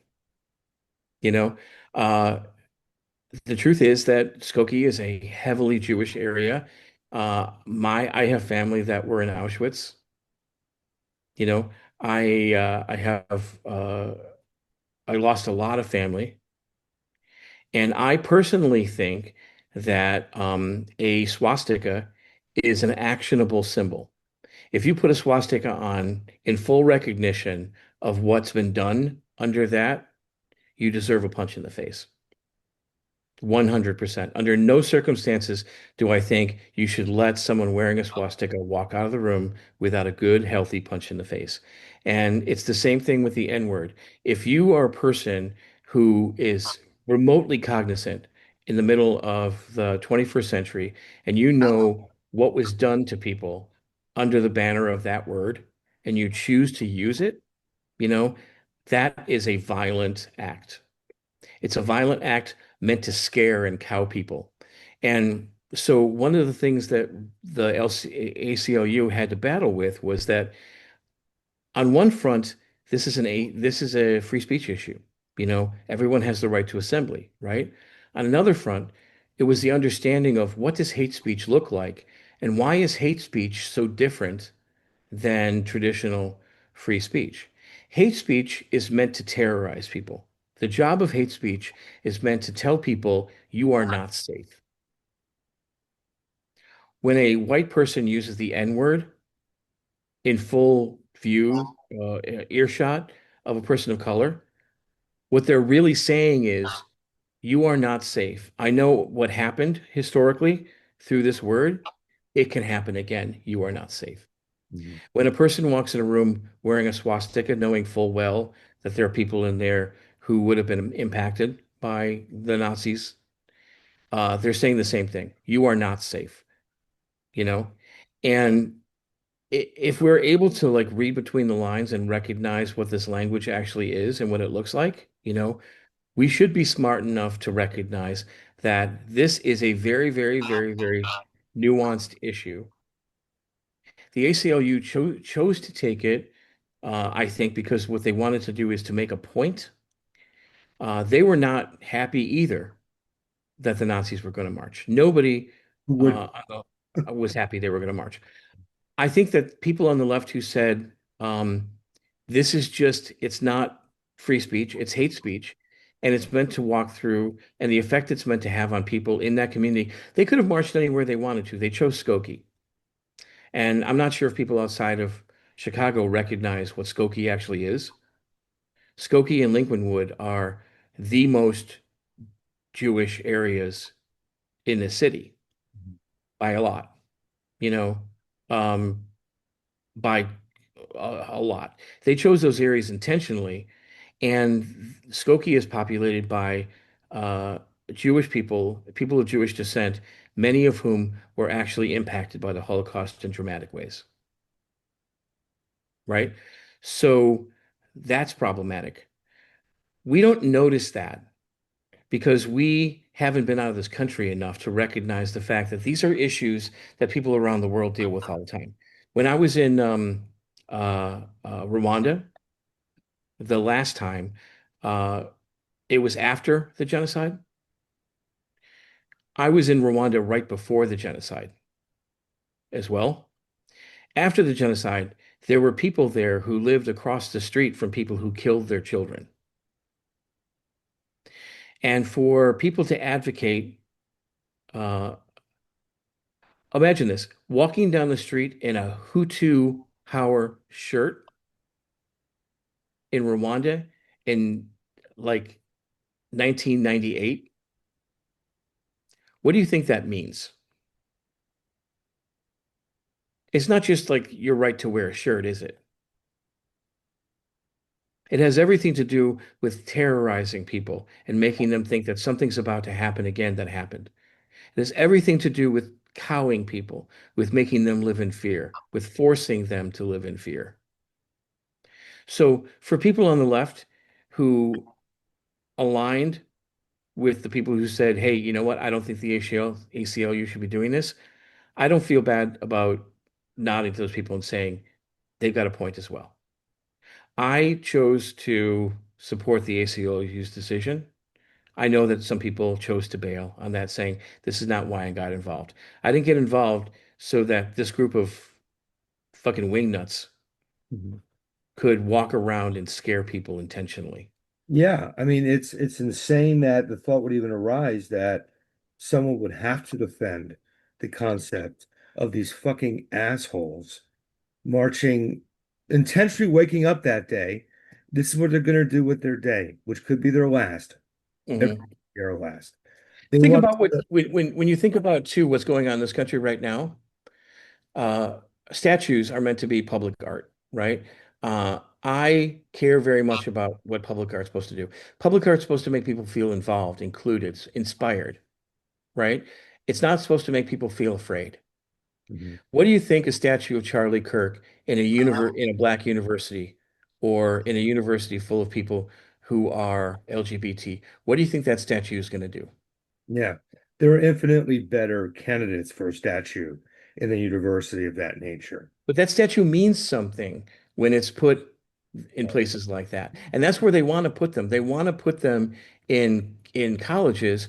And at the conversation has been from this administration over and over again about how colleges are breeding grounds for gay people and the rampant diversity and stuff like that. That's why they want to put those statues there. They want to put those statues there so that that person walking from one class to the other feels a little bit less like a human being. That's why they want to do it.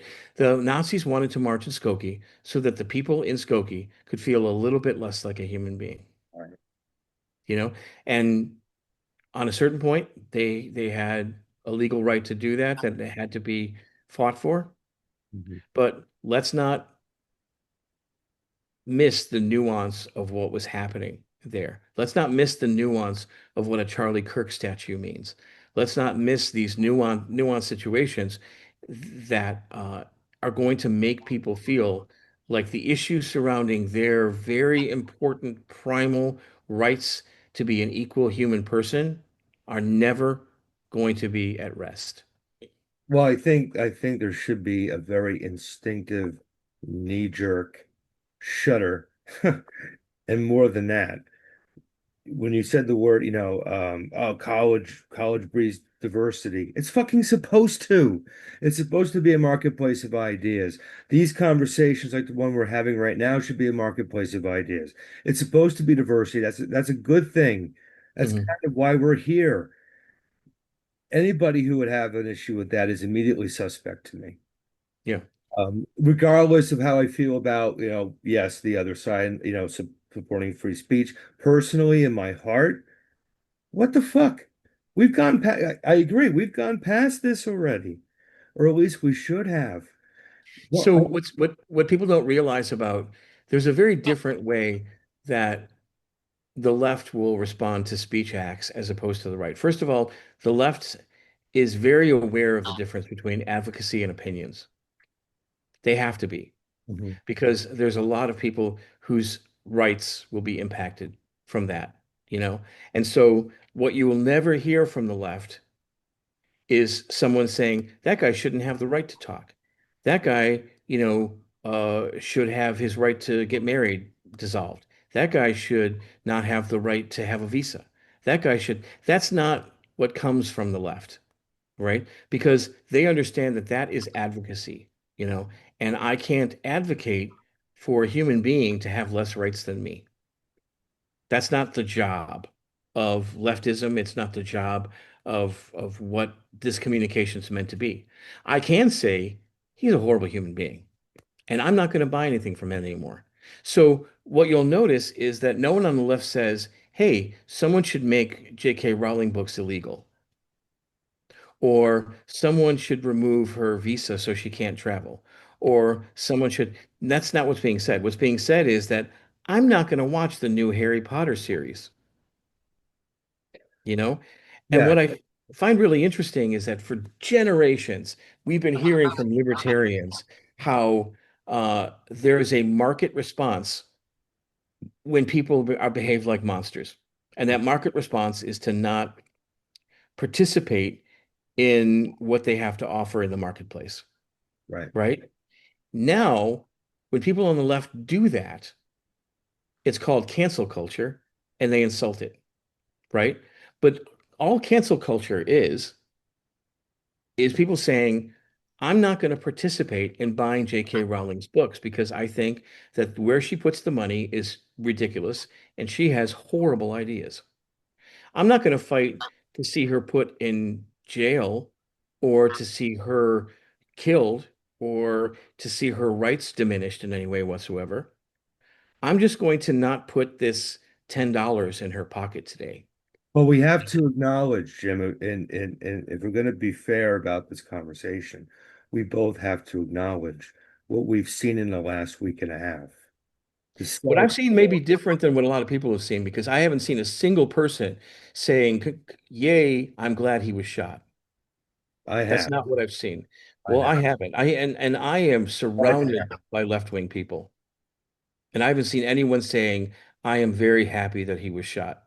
I think that I also have seen Charlie Kirk himself be very happy about other people being shot. I'm not sure if you remember his tirade when Paul Pelosi was beaten badly, or when Kamala Harris's office was shot up, you know, or the fact that the majority of this sort of violence is directed against people on the left and has been directed against Democrats and things like that.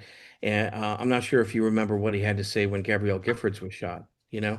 I think that it's been a very different response. And if you have seen people, it hasn't been that many. Honestly and truly, I've seen nobody. And I would fight with that. I've said over and over again, even in social media and everything like that, no, it's a bad idea to, I mean, not only is it a bad idea to martyr people you disagree with, Right. you know, which is what we've now seen, where now that some groyper shot him, and I do actually believe, based on what I've seen, that it's most likely a groyper that did this, you know, because of that, now people are moving to the right, and he's being ensconced as some sort of American martyr, you know. I do think it's important to say that his ideas were terrible, and his advocacy, I think, was insulting and awful, you know. But should he have been shot in front of his children? No, that's insane, you know? And I don't know a single reasonable person that thinks that makes a lot of sense, you know? I Yeah, do think that this is the kind of thing that could become the Reichstag fire for a government that's sinking into fascism already. yeah. That's been on my mind a lot these past few days. I thank you for mentioning that. I mean, but to stay on a couple points you just made. Um, I hand on heart, I've seen a lot of celebratory messages in my social media sphere celebrating the nature in which he suffered his demise. I think that's terrible. I have voiced it as such. I actually got a threat of violence myself for suggesting that murder was bad. Um, that happened. Um, I think Charlie Kirk was a articulate, intelligent person who was wasting his time and talent, to put it generously. Who knows? Perhaps his mind would have evolved to the point where he embraced more reasonable attitudes. We'll never know. Um, I don't think he was the Antichrist. I don't think he was a hero. I think he was a slightly above average intelligent guy who had some really shitty viewpoints and potentially dangerous viewpoints. But there's no need for him to be shot in the neck. And the fact that there was not a collective gasp in his country from both sides of the aisle scares the hell out of me, Jim. That's horribly disingenuous. That's ridiculously disingenuous. You know, what happened when Gabrielle Giffords was shot? You know, was there a big gasp for this elected official on the left Yeah, who was there should actually have shot? been. No, There should, there was not. There there was not. there should have Can been I? one time that happened because I'd like to send you about 30 Twitter responses from elected officials that were cold and horrific during that period of time.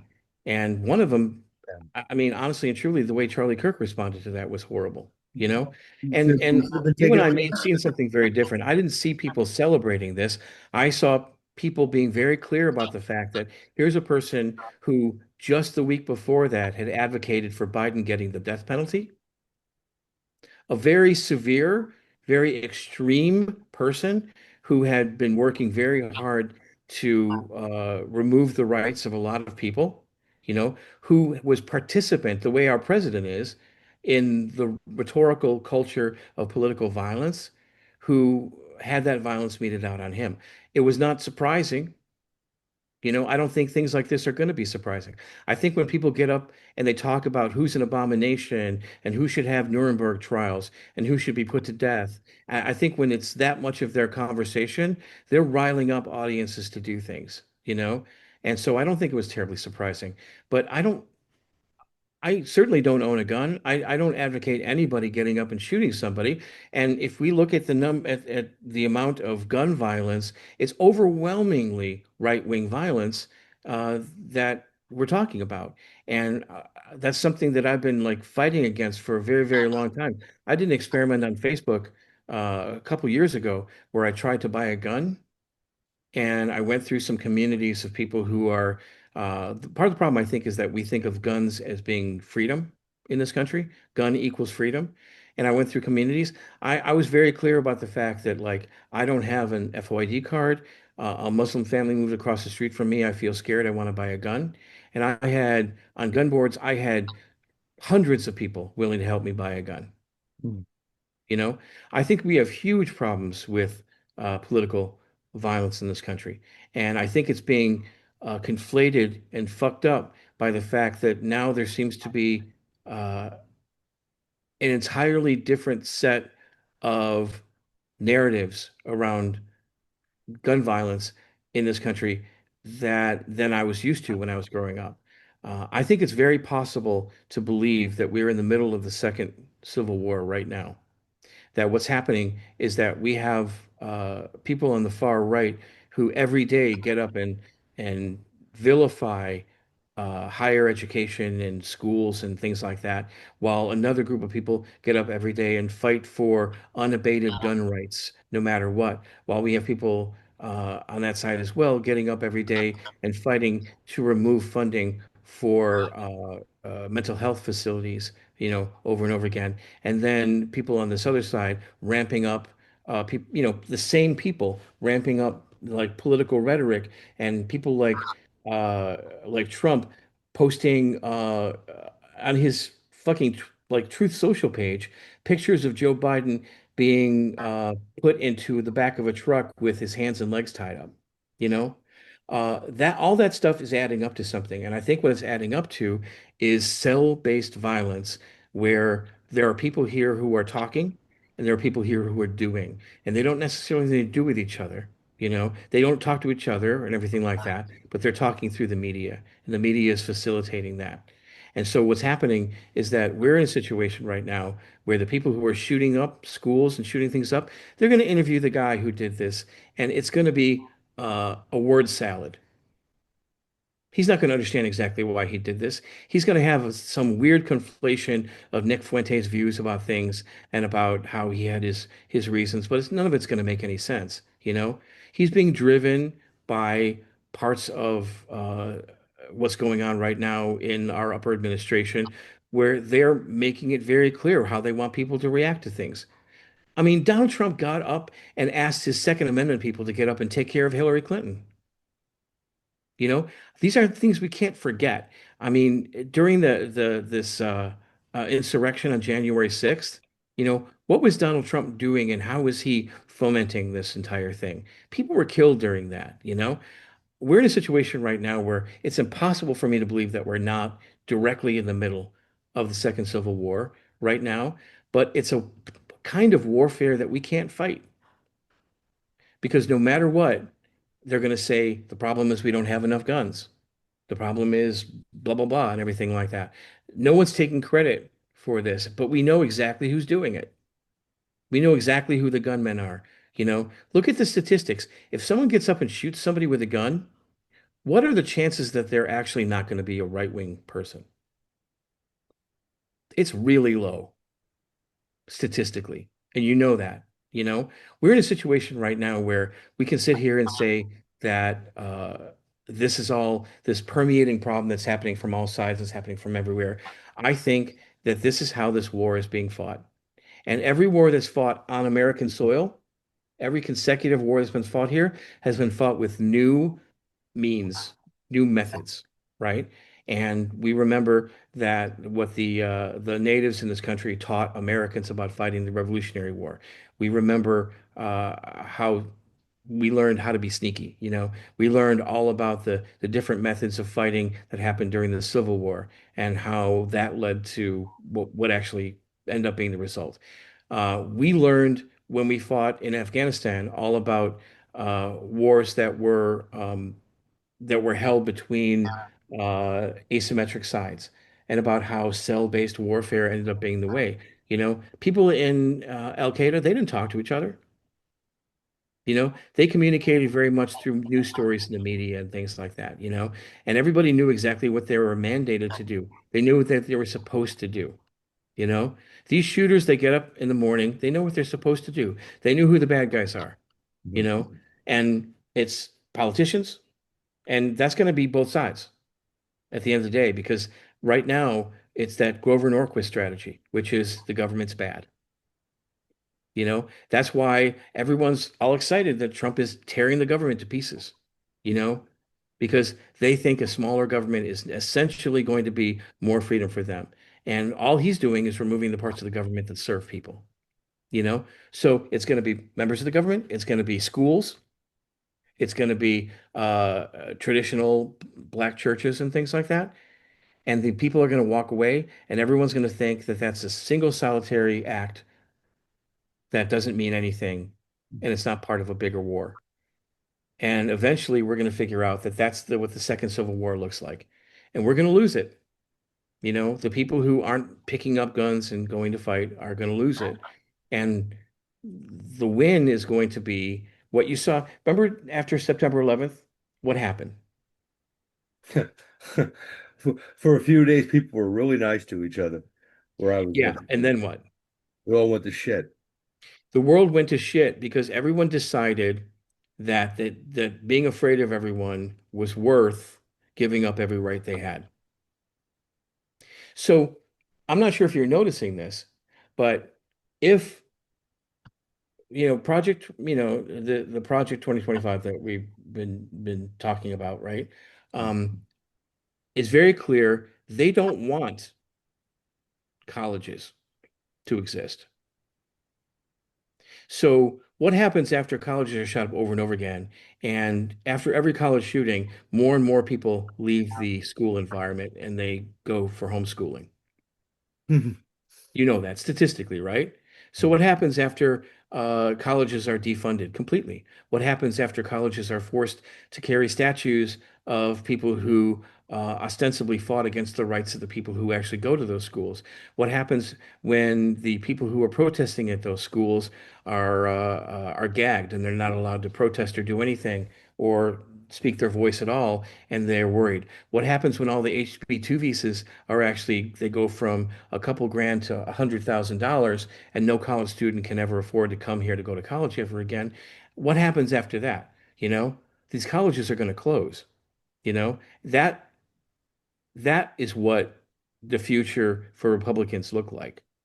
That's what they're fighting for right now. The second Civil War is going to end with no colleges, very few actual schools, people being homeschooled, you know, which consistently leads to erroneous voting and bizarre opinions and behavior.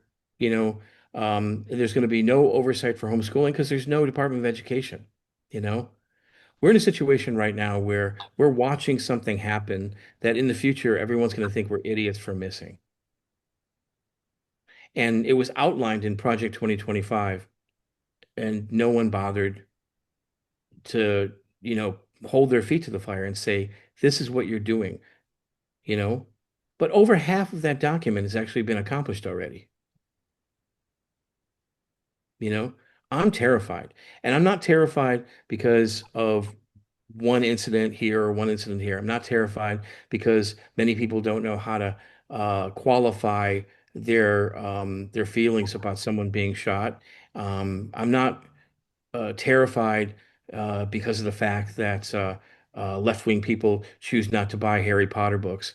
I'm not terrified by any of that stuff. You know, what I'm terrified of is the fact that the 14 signs of fascism that are currently hanging in the Holocaust Museum are all in act right now. They're all in play right now, every single one of them, you know, and you can lose your FCC license for mentioning that. Hmm. And we should be all really terrified of that, you know?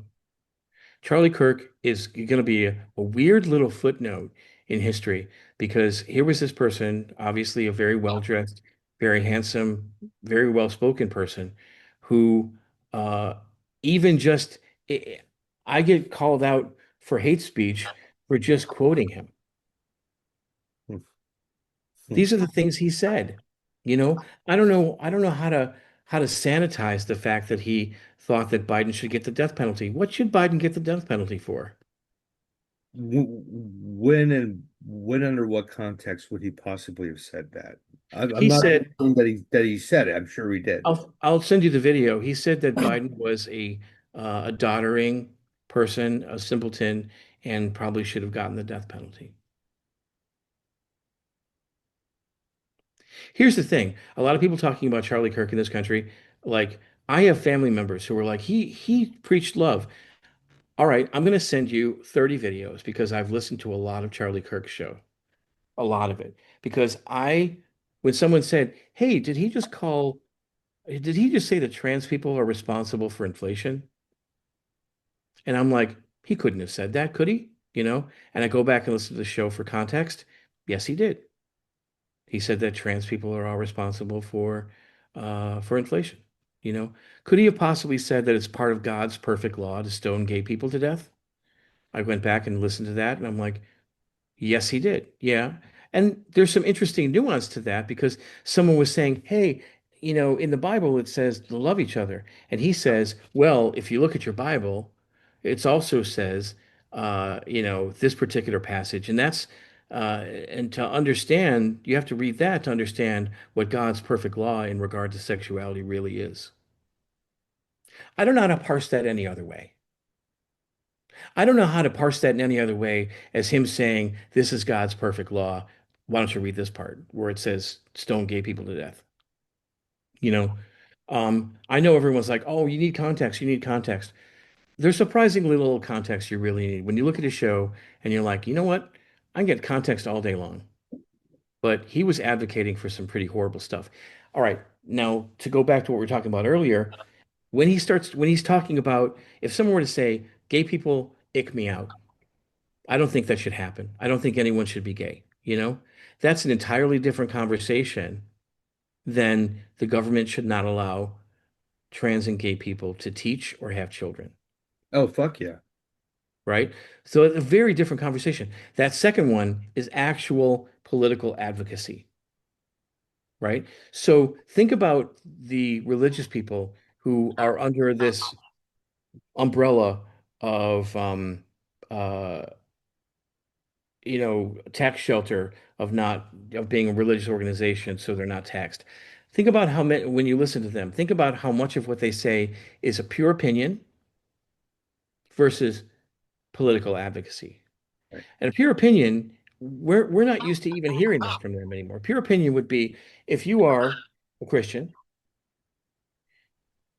you should understand, even though it doesn't say in the Bible, let's say that they say it does say in the Bible, that the Bible is very clear on the fact that you should not have abortion, you know? And that's what I'm saying to you here right now.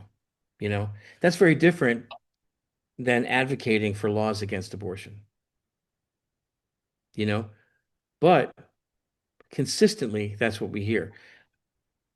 A lot of people are trying to avoid calling Charlie Kirk a pundit because they don't want to have to accept the fact that he was constantly making points on political advocacy and that he had the ear of people in this administration. I mean, Trump called him one of his best friends.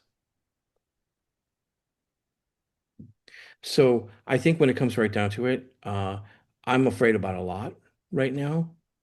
I'm terrified by a lot.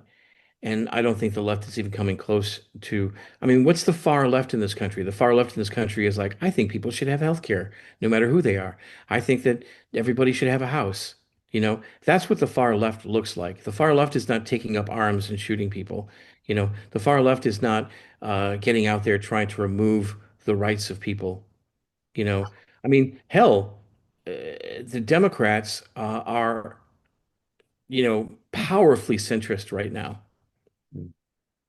I can't believe that all these Democrats in the House actually were voting, that they all voted for Charlie Kirk statues to be mandated in schools. That blows my mind. How do you go back and talk to your constituency after you've done something like that? How do you go back and say, okay, I know that some of my constituency is black and some are gay and some are whatever, but here's this person who basically said that, as a black person, you don't have the brain power of white people, and we're going to put a statue up to him. So how do you feel about that when you walk past it? I don't know. I guess I'm seeing things a little bit differently than some people. I'm seeing them in the context of what our rights are looking like and what the difference between advocacy and pure opinion actually is. Well, there's a lot to unpack with everything you've just said. What I will say is you've mentioned a ton of shit I had never heard of before. So I will need to look into that because you've said a lot of things that are very concerning to me. Um, and I will look into them because it doesn't serve my perspective any to not do that. Um, I don't mean to make light of anything, but I do internally chuckle at the irony that I'm somehow in a position in this crazy world to defend the existence of Charlie Kirk, me. You know, that's not my bag, man. Well, we're all called upon to defend each other's right to agency and existence.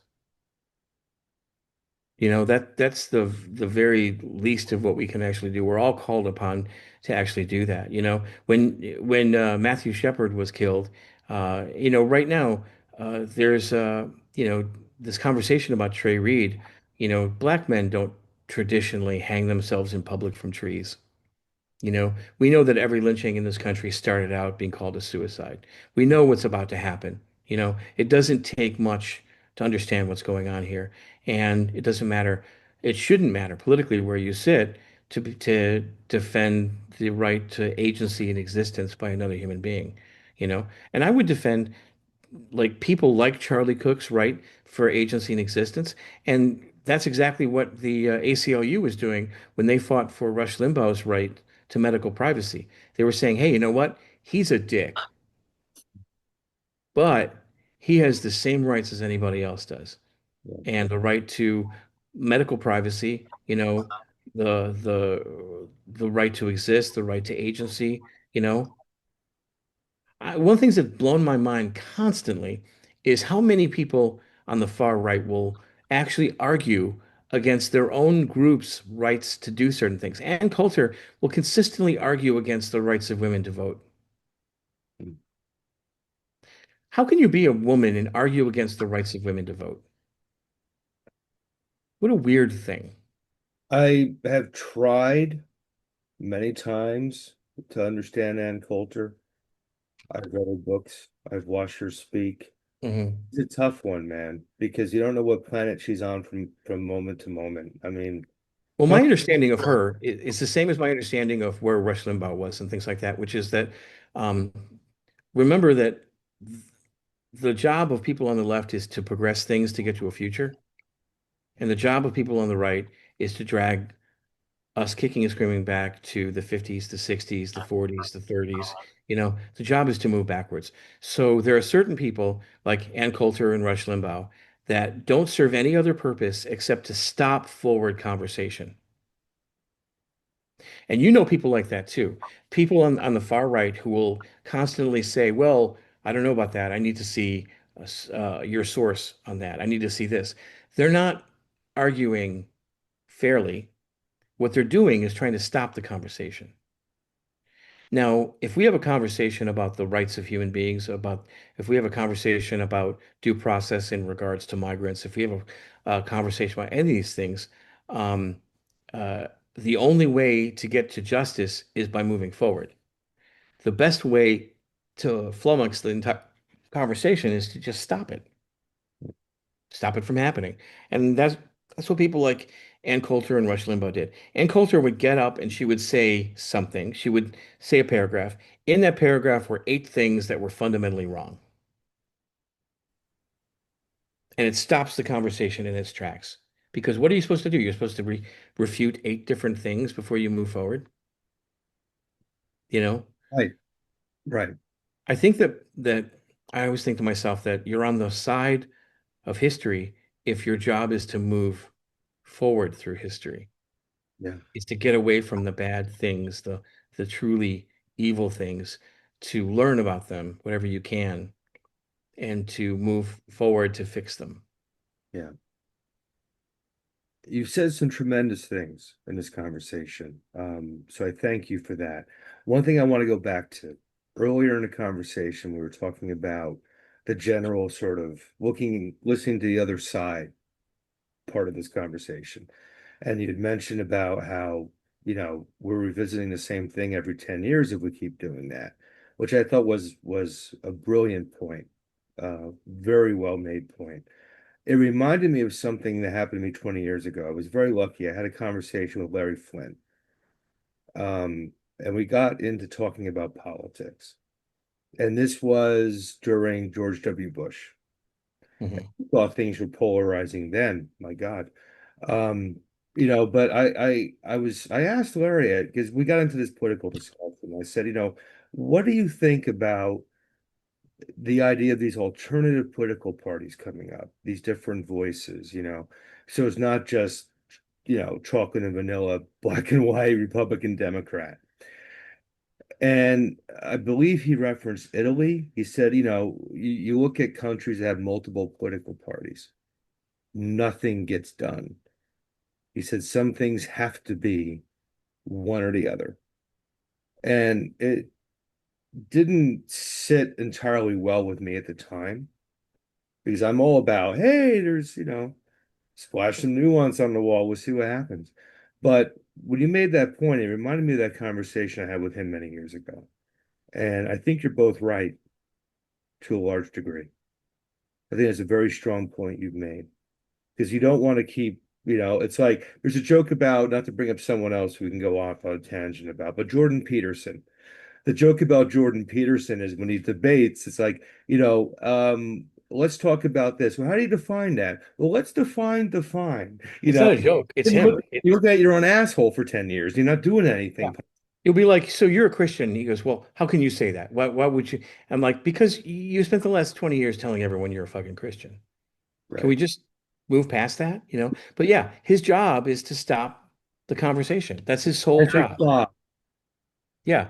And he does a great job of it. He does this wonderful job of being like, okay, no, we're not going any further, and then he relies on enough people doing that the whole thing can be dragged backwards.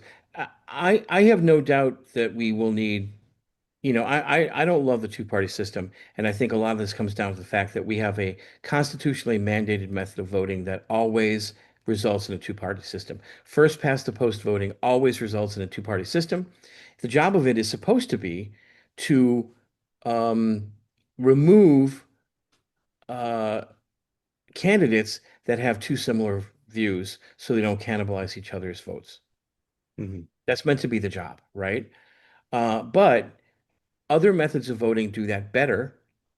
Like a single non-transferable vote would get us to a place where we are able to do this. Australia has this where if I were able to say first choice, second choice, third choice, fourth choice, and then 50% of my vote would go to first choice, 25% may go second choice, 16% might go to third choice, that sort of thing. At that point, um, I could see a future where we would do away with primaries entirely And there wouldn't be the concern about candidates kind of cannibalizing like-minded candidates, and we could all end up with maybe if not the one person that everybody voted for as their first choice, but someone that was like really represented in everyone's second and third choices, you know? And I think that that would be a really wonderful thing to happen. It's going to require a constitutional amendment, and I don't see that happening anytime soon, you know? But what I do think is important is to understand that what people, I think, want to see in this country is a vision, and that's something that nobody has provided. Like the Republicans had a vision, it's Project 2025. They just stepped away from that and they refused to claim it as their vision because they were afraid people were going to basically brand them with it, you know?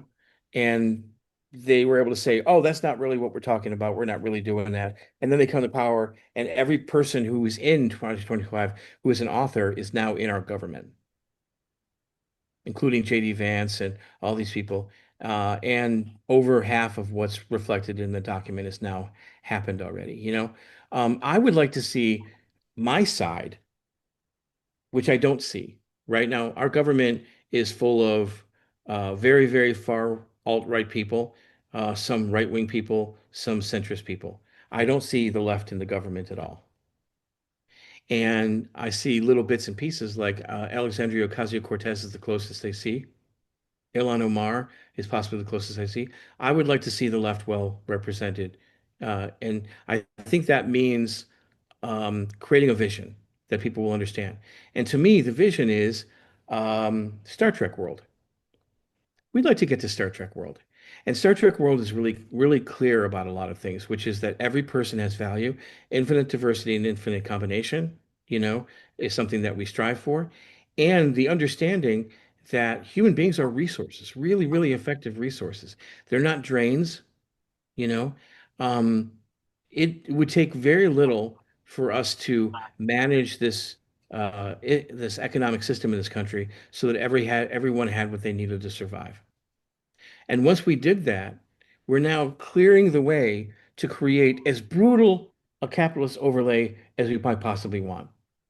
You know, for example, if you, Joel Gausten, knew that you would always have enough to survive, that you would have enough to live, that you were guaranteed what was necessary for you, to pay your way to survive and everything like that, um, there's chances that you might take that you're not taking right now. Hmm. Hmm. There are things you might do that you're not doing right now. There's jobs you might leave that you're not leaving right now. As well, your employers might be able to say things like, you know what, Joel, we're going to refigure the organization. We're laying people off for like 6 months or so. Maybe we'll hire you back, right? That no longer becomes a moral act because you don't need them to survive. That becomes a fiduciary act, making a world where everyone has what they need to survive at the very least turns the behavior of businesses from moral acts that impact their survival to fiduciary acts that just have to follow common ethical rules. So if you had a business and you said, you know what, I don't want to run this business anymore. I'm going to you guys go find other jobs. You know, you might not be able to do that currently and feel good about yourself morally. If everyone who worked for you was going to survive no matter what, you might be able to do that in a way that allowed progress to happen more fluidly.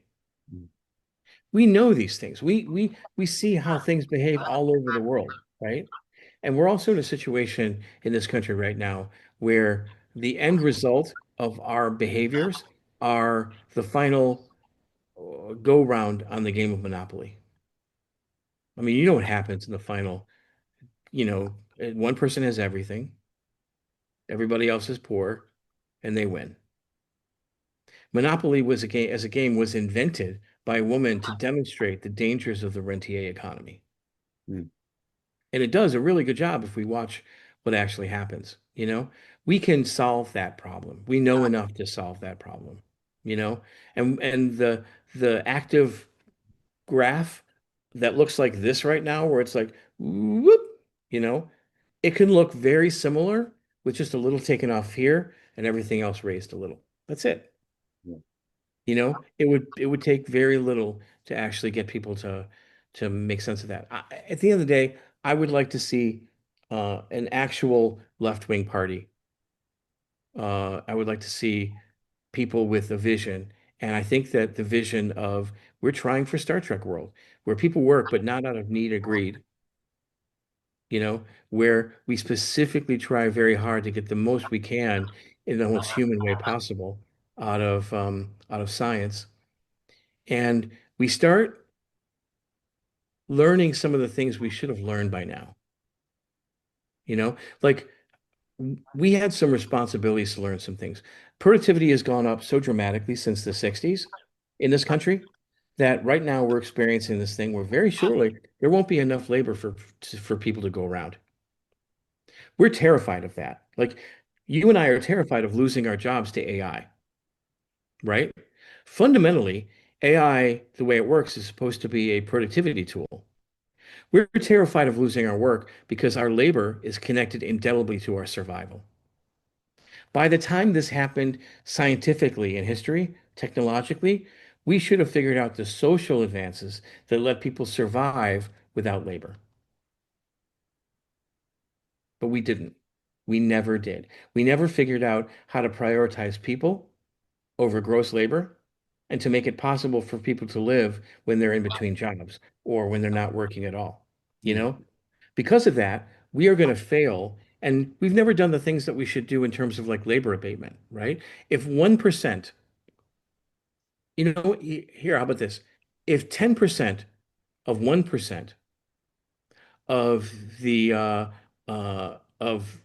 productivity that we have earned since the 60s had gone to labor abatement, people in this country were working 18 hours a week, full time.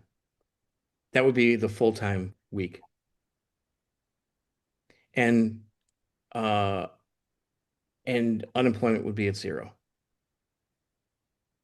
Because of that, because we haven't, we still have a 40-hour work week where there's a whole bunch of people working 40 hours plus, and there's a whole bunch of people without jobs, Yeah.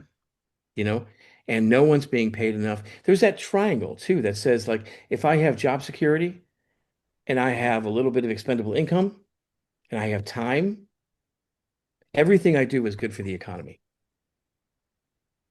Like if you owned a restaurant around the corner and I said to you, Joel, right now, everybody within a 2 mile radius of your restaurant is going to have job security, money, extra excess money, and time on their hands, excess time. What does that mean for your business? Right. You know, I think that we have allowed ourselves to create this austerity model of the economy where we have to keep funneling money into the super rich because we think they're the only ones who can generate uh, the economy. And we look like a classroom full of 10 people where there's 10,000 pencils and one person, has, you know, 9,990 of them and one person has 10 and the rest have none. And we think because there's 10,000 pencils in that room, that's a functioning economy. Mm.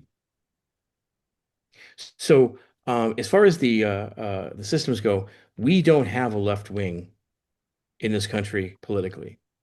Everyone's terrified. Zoran Mamdani is terrified of being a democratic socialist, which would place him in Europe uh, towards the upper center. But he's terrified to say that out loud because people are like, "Oh, he's this, he's that." And some of these ideas, they're good ideas, but they're ideas that we should have been implementing 50 years ago. You know, yeah, governments should have community stores in neighborhoods that don't means test and allow people to, we should be doing some of these things because, right now there's nothing that would stop the federal government from doing this, or even state governments from like taking a store, putting it right there and say, hey, you know what? This is a store in this neighborhood. People don't necessarily have to pay for food here, and I'm going to place this in the middle of a food desert, far enough away from stores that are actually making money by selling food. And, let's see what happens with that. What will happen from that is something we understand from historical precedent. We understand from what's going on around the world. And I'm so sorry. I don't mean to. No, I let you go for a reason because I think what you're saying is important. People And want to see a vision. I want to see a vision. yeah, well, let me ask you one more question, and we'll wrap up with this question. Well, first of all, let me put a cap on the Charlie talk by saying I'm very happy to hear you haven't seen some of the vitriol that I have as far as the more celebratory aspects of that reaction. So let me just say I'm happy you haven't seen it because it's awful. That said, we're not minding each other's mental health well enough in this country. That's just an overall statement I have. I think this country is missing the point in dropping the ball in the mental health discussion. That said, because you are such a thoughtful person and you're an artistic person, you're a father. We're both dads here talking. We're the ones who kind of have to set the template for those who are younger than us, I think, in times like these. Um, Amidst everything we've been discussing here, where do you find your optimism? Um, I do feel like my kids are far a, ahead of the curve in some of these issues, and I feel good about that. I feel like my kids have like how they live their lives, how they want to approach things. Um, I feel like they understand all these issues intrinsically, and it makes me feel good. Um, there's some very educated generations coming after us that make me feel good, very good about where we might possibly go. Uh, I think there's a lot of people who understand the journey that a lot of people in this country have had to take and what that actually means, you know. Um, and they're not going to be, I hope, affected by this administration's obliteration of education. So my optimism always comes from my kids and my kids and their friends who I think are very smart, committed people. And I think that they understand things really, really well. I'm hoping that they have a chance to have their voices actually heard. We're in a situation right now where I'm not sure exactly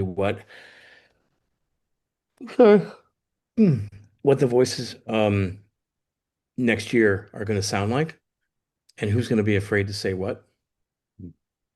I know that there's a concerted effort to kill commentary on television. It's funny when you go after talk show hosts and things like that. It reminds me of, I didn't agree with everything, certainly, that Obama and Biden did, you know, but I think of all the things that were said about them on Fox News and about how not once did they ever tell Fox News, no, you can't show up in the press pit.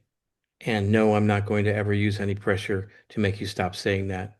You Yeah. know, out and out lies, like horrific, horrible lies, you know.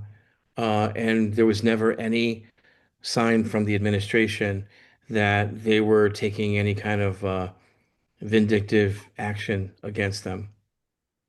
And I'm not sure if you were paying attention during that time to watch what Fox News actually did say, but some of these things were really brutal. I remember watching an entire Fox News panel uh, insist that Michelle Obama was a man, No.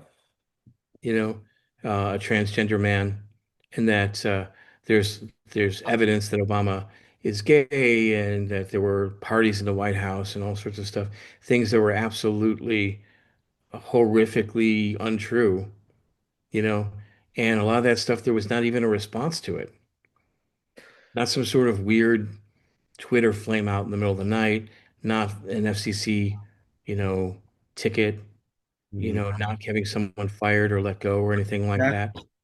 No exactly. response. Yeah. You know, um, I have a lot of hope that there will be real normal grown-ups in power again at one point here. Um, and I do want to qualify that when I say things like empower, I'm actually using the predominant language of the country. I think we forget that government's meant to be service, not authority.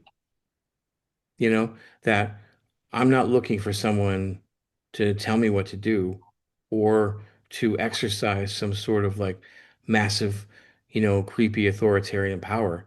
I'm looking for people who recognize that this is a life of service. I love the fact that Biden consistently referred to his time in office as service, Mhm. you know, and that when he spoke to people who disagreed with him, you know, he would consistently seem to treat them as though they are the boss. You know, I have high hopes that we can have a government in this country that once again remembers who the boss is, you know, I and yeah. keeps I, me optimistic to think that. that's wonderful. And I got to be a little careful with what I say here, but um I've had some dealings with DC professionally, including being credentialed under Obama, Being what? being White House credentialed under Obama. Okay. So I got to know some things about the administration as a media person that the public didn't. And what I mean by that is I got to talk to those people, and I got to deal with them. And I got to tell you, they were awesome. They were awesome to deal with. They treated media very, very well. Almost to the point where it was like they were oversharing. It was like, you don't Yeah, have to tell me all that. right. Um, they were fantastic. Now, do I think Obama was the best president in my adult lifetime? Yes. Was he perfect? No. No, no, I don't Is think any any press has been perfect at right. all. But I think he history may show for at least quite a while now. He may be the last great statesman we'll see for a very long time, you know. And I hope that's not true. I hope that there's people who, like I would have a lot of hope for an Alexandria Ocasio-Cortez presidency. I think that she is a great statesperson. Um, what I like about the about her and certain people I can call out is that I I can't say anything bad about any piece of legislation that she's advanced. And I'm good at finding something wrong with Yeah. legislation. But I can't like her current like drive to make it illegal for people in the House and Senate to invest in the stock market, I think is so important, and I'm really a big fan of it. Um, but she's a statesman, and I would like to see that happen. I actually had, honestly and truly, I liked Kamala Harris. I every piece of opposition to her was something that, if I tracked down, was not credible. Hmm. And I liked the fact that we had someone running for office who was so qualified. She had worked in every one of the three branches of the government in a substantial way. And that was interesting to me because we haven't had that for about 100 years. I thought that would be great. One thing that bothered me is I know this was something I'm sure you noticed too, is that there was a lot of from the Trump campaign, a lot of hammering at Kamala Harris for laughing. And one of the clips that they used showing her laughing was a clip I recognized. And I was like, man, that looks really familiar. And here she is laughing relatively maniacally in this clip, right? And I'm like, that looks really familiar. And so I found the original version of the clip. So the original version of the clip came from a couple years earlier, where she was working in California, and she and Gavin Newsom were working on the right to marry, and they had managed to secure the right to marry for LGBT people in California. And she was asked to call the clerk to start the process of marrying gay people. And she walked into a room with a bunch of people who were in their 60s, 70s, 80s years old, who had been waiting their whole lives to get married. And she made the call and she laughed, you know, and I was, my heart was hurt that that was something they would make fun of Mm. because that was a well-earned laugh. To stand there across from two 70-year-old women who had loved each other since they were teenagers, who were just waiting for the day they could get married. Yeah. And to insult someone for laughing at that when they work so hard to make it happen, for enjoying it, for reveling in it, you know. Mm. So my hope is that the laughter comes back. The viewer may have forgotten, but we were talking about books originally. Yeah. So I want to circle back to that. These are just two books of Jim's that are available. How many books are you currently making available online, and where do people go to get these? I have about 10 books online. Octagon is not out yet. It's going to be out in about a month, all over on Amazon and everything like that. Mm.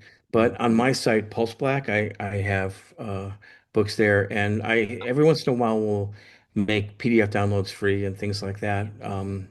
Like right now, Pangelicum is free to download as a PDF, Oh, and cool. I really do love that book. I love the way it landed, and I love what it says about the world, you know, and I love the characters a lot you know. Um, but yeah, Pulse Black is really kind of where I sell through. It's weird when I went to uh, you know, I'm terrified of record companies. I have been since you know Warsaw, and we had to battle our way out of record companies and stuff like that. And Pulse Black was originally my record label that I founded that's now been around for, over 25 years, and I'm really, really happy with what I've been able to do through it. Like my books are also available through Post Black, I have, a line of clothing through there. I have artwork, I have, records and things like that. So at postblack.com is kind of where I put everything, but I'm very happy about that. It's really built. And that's one of the things that I think a lot of artists should uh, if you walk away from this, if you're looking for some inspiration for the future, if you slowly and steadily build what you do, uh, art doesn't go away. You might have a book that you wrote, and 10 years from now, it's going to mean something to someone. You might have an album, and 30 years from now, it's going to mean something to someone. I love the fact that art doesn't go away, and you can step back sometimes and see like this, your entire library of you and what you've done. And things can be remarkably relevant 30 years later, 40 years later sometimes. And as an artist, I think that's such a gift, such a blessing from the universe to be able to sit here and say, I'm going to make something that's going to potentially outlive me, you know, but more to the point, it's not really going to expire. And I Yeah. love that. And I hope it's inspirational to other artists to think that. Yeah. Yeah. Well, I remember the first night I met you was a Pigface pre-show 2016. And I've been reading your postings online. We've been Facebooked for a Mhm. while before that point. But this when we met face to face was in 2016. Um, and I told you then, I'll tell you now, you've always been an incredibly thoughtful person. Well, thank you. I've always appreciated your willingness to sort of work through some very tough things through writing and otherwise in your posts. Um, you embrace things in real time and you seek the answers and you seek the thoughts. And I've always appreciated that. And sometimes the posts I most appreciate of yours are the ones I don't immediately agree with because you make me think. And it's one of the Appreciate it. greatest gifts anyone's ever given me, and I appreciate that. I love the fact you've been on talking to me for so long on this podcast. I think we talked about things that had to be discussed, and in this world of everything being a like and a share and a post, having this sort of long form thing when we're talking, I think is really valuable. And I couldn't think of a better person to have it with. So Well, I thank you appreciate again for that. being on the podcast. I really do appreciate it. Well, it was great talking to you. I hope this wasn't too much, and I really do appreciate you talking. Thank you so much, man. My pleasure. And I'll be seeing you, I'm sure, at some point soon out in Chicago. Yeah, for sure.